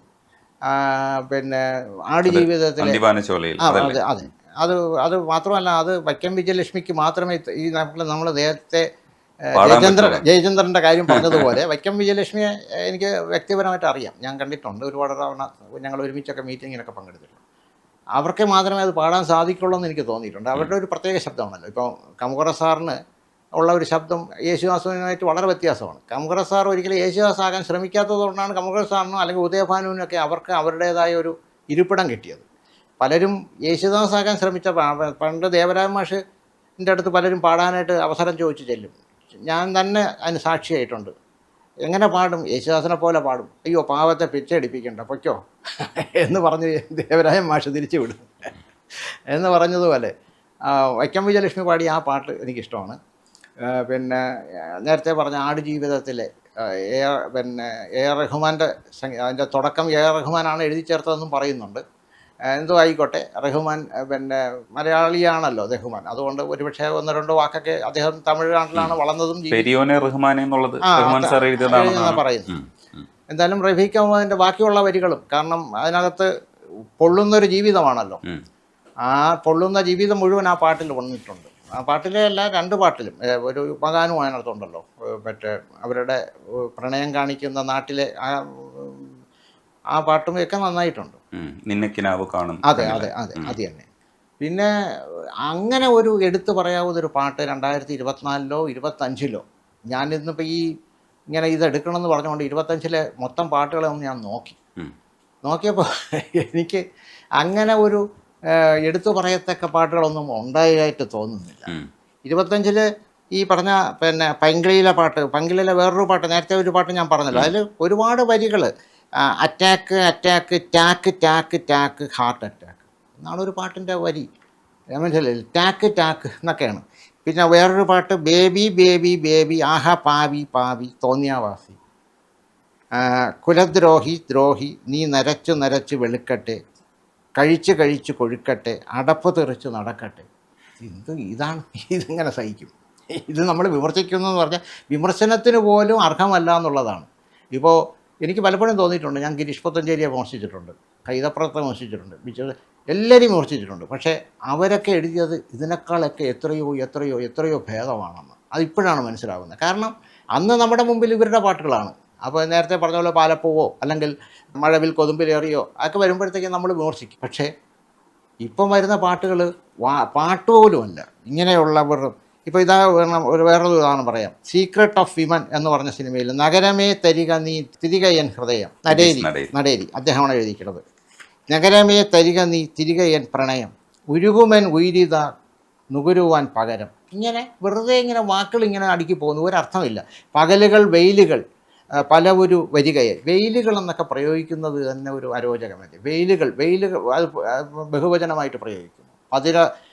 പതിതനായി കവലയിൽ. അതേസമയം നമ്മുടെ ഭാസ്കരൻ മാഷ് എഴുതിയിട്ടുണ്ട് നഗരം നഗരം മഹാസാഗരം, നഗരമേ നന്ദി എന്ന് പറഞ്ഞു. അതിൽ അദ്ദേഹം എത്ര അർത്ഥവത്തായിട്ടാണ് എഴുതിക്കുന്നത്. കളിയും ചിരിയും മേലെ, ചളിയും ചുഴിയും താഴെ, പുറമേ പുഞ്ചിരി പൊഴിയും സുന്ദരി, പിരിയാൻ വിടാത്ത കാമുകി. വൻ നഗരത്തിന് അങ്ങനെ ഒരു ഇതുണ്ടല്ലോ. നമ്മളെ ഒരിക്കലും ഇപ്പം മദ്രാസിൽ ചെന്ന് താമസിക്കുന്ന ഒരിക്കലും മദ്രാസ് വിട്ടു പോകില്ല. പിരിയാൻ വിടാത്ത കാമുകിയാണെന്ന് ആ നഗരത്തെ, മഹാനഗരം എന്ന് അവിടെ അദ്ദേഹം പ്രയോഗിച്ചിരിക്കുന്നത് മദ്രാസിയാണ്. മദ്രാസിൽ ചെന്ന MT വാസുദേവൻ നായരുടെ നഗരമേ നന്ദി എന്ന കഥയാണ് ആ സിനിമയായത്. അപ്പോൾ അങ്ങനെ എഴുതുമ്പോഴാണ് അതിനൊരർത്ഥമുണ്ടാകും. ഇപ്പോൾ ഇങ്ങനെ എഴുതാൻ ഒരു ഗാനരചയിതാവിൻ്റെ ആവശ്യമില്ല. പലപ്പോഴും ലൈറ്റ് ബോയ് പാട്ടെഴുതിയ അവസരം ഞാൻ കേട്ടിട്ടുണ്ട്. ലൈറ്റ് ബോയ് എന്ന് വെച്ചാൽ ഒരു പാട്ടെഴുത്തുകാരൻ ഒരിക്കൽ പോകുമ്പോൾ, ഞാൻ പേരൊന്നും പറയുന്നില്ല, പാട്ടെഴുത്തുകാരൻ പോകുമ്പോൾ ഇദ്ദേഹത്തിന് ട്യൂണിട്ട് കൊടുത്തു. അദ്ദേഹം വിചാരിച്ചിട്ട്, ഈ ഫേമസ് പാട്ടെഴുത്തുകാരനൊന്നുമല്ല, ഒരു പുതിയ പാട്ടെഴുത്തുകാരൻ. അദ്ദേഹം പോയിട്ടോ അദ്ദേഹത്തിന് ഒരു വാക്കും വരുന്നില്ല. അതിന് ട്യൂണനുസരിച്ച് വേണമല്ലോ, ഒരു വാക്കും വരുന്നില്ല. അപ്പോൾ അദ്ദേഹം ഈ കൂടെ വന്ന വഴിയിൽ നിന്നൊരു കൂട്ടുകാരനെ വിളിച്ചുകൊണ്ട് പോയി. ആ കൂട്ടുകാരൻ പറഞ്ഞു, കേട്ടോ അങ്ങനെയൊക്കെ എഴുത് എന്ന് പറഞ്ഞു. അപ്പോൾ സംവിധായകന് മനസ്സിലായി ഈ കൂടെ വന്നവന് കുറച്ചുകൂടെ വാക്കുകൾ സ്വാധീനമുണ്ട്, പദസ്വാധീനമുണ്ടെന്ന് മനസ്സിലായിട്ട് മറ്റേയാളെ മാറ്റിയിട്ട് ആ കൂട്ടുകാരനെ കൊണ്ട് പാട്ടെഴുതിച്ചു. ഇത് നടന്ന സംഭവമാണ്. ഞാൻ സിനിമയുടെ പേരും എഴുതിയ ആളിൻ്റെ പേരും ഞാൻ പറയുന്നില്ല. ഇത് നടന്ന സംഭവം എന്നോട് വിശ്വാസയോഗ്യമായി പറഞ്ഞു തന്ന ആളാണ് എന്നതാണ്. അങ്ങനെ അതേസമയം ഈ നമ്മളെ അത്ഭുതപ്പെടുത്തുന്ന തരത്തിൽ ഇപ്പോൾ ട്യൂണിട്ടിട്ട് എഴുതാൻ കഴിവുള്ളവരുണ്ടായിരുന്നു. ഇപ്പോൾ ONV സാറ് സലീൽ ചൗധരിയുടെ എല്ലാ പാട്ടുകൾക്കും ട്യൂണിട്ടിട്ടാണ് എഴുതിയത്. അത് ആ അനുഭവം വെച്ചുകൊണ്ടാണ് ഹരിഹരനും ONV സാറും തമ്മിൽ ബോംബെ രവിയെ കാണാൻ ബോംബെ പോകുമ്പോൾ ONV സാറ് പറഞ്ഞു, രവി ട്യൂൺ എവിടെയെന്ന് ചോദിച്ചു. അപ്പം ബോംബെ രവി കൈമലത്തിയിട്ട് ചോദിച്ചു, ട്യൂണെന്ന് ഞാൻ ഒരുക്കി വെച്ചിട്ട് എനിക്ക് വരി കണ്ടാലേ ട്യൂൺ പറ്റുള്ളൂ എന്ന് പറഞ്ഞു. എന്നിട്ട് പറഞ്ഞു, അടുത്ത മുറി കാണിച്ചു കൊടുത്തിട്ട് പറഞ്ഞു, നിങ്ങൾ അവിടെ ചെന്നിരുന്ന് പാട്ടെഴുതി കൊണ്ടുവരും. 10 മിനിറ്റ് കൊണ്ട് ONV സാറ്, ഹരിഹരൻ പറഞ്ഞതാണ്, 10 മിനിറ്റ് കൊണ്ട് ONV സാർ എഴുതി കൊണ്ടുപോകുന്ന പാട്ടാണ് മഞ്ഞൾ പ്രസാദവും നെറ്റിയിൽ ചാർത്തി മഞ്ഞക്കുറി കൊണ്ട് ചുറ്റി. അപ്പം രവി ഹരിഹരനോട് ഇത് ഏത് അന്തരീക്ഷത്തിലാണ്, എന്താണ് സന്ദർഭം എന്നൊക്കെ ചോദിച്ച് മനസ്സിലാക്കി. അപ്പം പറഞ്ഞു, മാതൃഭൂമിയുടെ ബാലപംക്തിയിൽ കാമുകൻ്റെ കവിത അച്ചടിച്ച് വരുന്നത് കാമുകി വായിക്കുന്നതായിട്ടാണ് മോനിഷയും വിനീതും അഭിനേതാക്കളായി വന്ന സിനിമ എന്ന് പറഞ്ഞു കൊടുത്തപ്പോൾ, അത് ഗുരുവായൂർ അമ്പലത്തിൻ്റെ പശ്ചാത്തലത്തിലാണെന്ന് കൂടെ പറഞ്ഞതുകൊണ്ടാണ് അദ്ദേഹം അതിനകത്ത് ഈ ഗുരുവായൂർ അമ്പലത്തിൻ്റെ ഒരു പശ്ചാത്തല സംഗീതത്തിൽ നിറച്ചുകൊണ്ട് ആ പാട്ട് ചെയ്തത്. അത് അന്തിമയങ്ങിയ നേരത്ത് നീയൊന്നും മിണ്ടാതെ പോയി എന്നൊക്കെ പറഞ്ഞപ്പോൾ ആ പ്രയോഗം ONV സാർ എഴുതി കൊടുത്തത് ഒരു മിണ്ടാതെ ഉണ്ടായിരുന്നുള്ളൂ എന്ന് സാറ് തന്നെ എന്നോട് പറഞ്ഞു. ആ ഒരു മിണ്ടാതെയും കൂടെ ചേർത്തത് ബോംബെ രവിയാണ്. എന്നുവെച്ചാൽ അവിടെ ആ മിണ്ടാതെ പോയി എന്ന് പറയുന്നത്, ഇപ്പം ഒരു പൂ വിരിഞ്ഞു, സാറിൻ്റെ വീട്ടിൻ്റെ മുറ്റത്ത് ഒരു പൂ വിരിഞ്ഞു, അത് ഓണപ്പൂവാകാം, ഓണക്കാലത്ത് കൊള്ളാവുന്ന പൂവാണ് നമ്മൾ ഓണപ്പൂവെന്ന് പറയുന്നത്. അത് കൊഴിഞ്ഞു പോവും, വൈകുന്നേരം ആകുമ്പോൾ സന്ധ്യ കൊഴിഞ്ഞു പോവും. അപ്പോൾ ഇവിടെ കാമുകിയായിട്ട് സങ്കല്പിച്ചുകൊണ്ടാണല്ലോ അത് എഴുതിയിരിക്കുന്നത്. അപ്പോൾ നീ ഒന്നും മിണ്ടാതെ പോയി, ആ കാമുകിയും അങ്ങനെയാണല്ലോ, ഒന്നും മിണ്ടാതെ പോവുകയാണ്, ഈ പൂവും അങ്ങനെയാണ്. അവിടെ ആ മിണ്ടാതെ ഒന്നുകൂടി ആവർത്തിച്ചപ്പോൾ എന്തൊരു ഒരു ആസ്വാദ്യതയ്ക്ക് ഇത് കൂടി അല്ലേ, അതാണ്. ഇപ്പോൾ ഈ വരുന്ന സിനിമകളിലെ പാട്ടുകൾ വിമർശിക്കുമ്പോഴും പുതിയ കാലഘട്ടത്തിലെ ഇൻഡിപെൻഡൻറ്റ് സോങ്സിൽ ഇപ്പോൾ വേടൻ ഡെപ്സി, തിരുമാലി, ബേബി ജീൻ, ഗബ്രി, ഇങ്ങനെ കുറേ പേരുകൾ കേൾക്കുന്നുണ്ട്. സാർ ഈ ഏരിയയൊക്കെ ശ്രദ്ധിക്കാറുണ്ടോ നമ്മുടെ മലയാളത്തിലെ ഇൻഡിപെൻഡൻറ്റ് മ്യൂസിക്കിൻ്റെ അവസ്ഥയെക്കുറിച്ച്?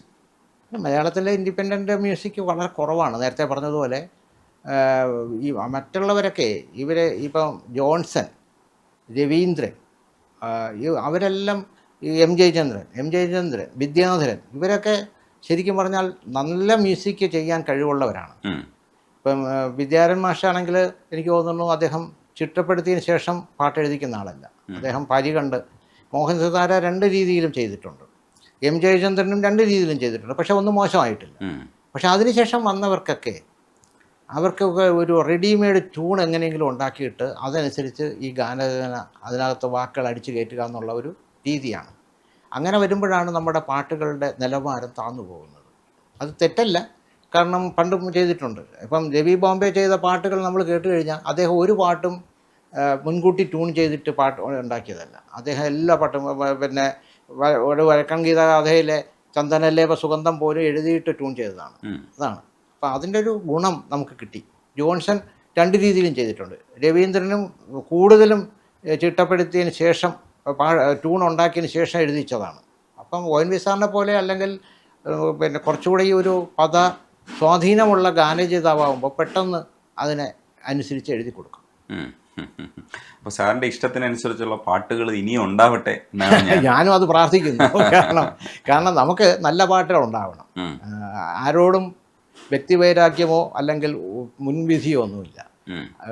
അപ്പോൾ അതാണ് ഞാൻ മനോവഞ്ചത്തിനെ ഞാൻ പലപ്പോഴും വിമർശിച്ചിട്ടുള്ള ആളാണ്. പക്ഷേ അദ്ദേഹം ARMൽ നല്ല ഭേദപ്പെട്ടൊരു പാട്ട് എഴുതിയപ്പോൾ അതിൻ്റെ ട്യൂണും അതിൻ്റെ പാടിയതും അതിൻ്റെ ചിത്രീകരണവും, കാരണം അതിൽ വെച്ചൊരു പ്രായമായ ഒരു സ്ത്രീയാണല്ലോ അമ്മയായിട്ട് വരുന്നത്. അപ്പോൾ അതുകൊണ്ടാണ് വൈക്കം വിജയലക്ഷ്മിയെ അവർ പലരെയും നോക്കിയിട്ട് അവസാനമാണ് വൈക്കം വിജയലക്ഷ്മിയെ എന്ന് പറഞ്ഞുകൊണ്ട് ഏതിലോ ഞാനൊരു വാർത്ത കണ്ടു. അപ്പോൾ അത് എന്തുകൊണ്ടും ഉചിതമായി എന്നുള്ളതാണ്. അവിടെയാണ് ഈ സംവിധായകൻ്റെയൊക്കെ ഒരു കഴിവിരിക്കുന്നത്. കാരണം അങ്ങനെ കണ്ടെത്തുമ്പോഴാണ് അല്ലേ ആര് പാടണം എന്ന് തീരുമാനിച്ച് അത് കണ്ടെത്തുമ്പോഴാണല്ലോ.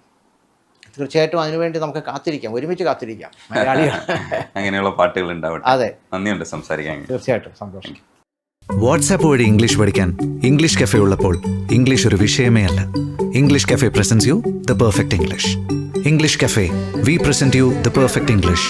WhatsApp now 9633 888 575.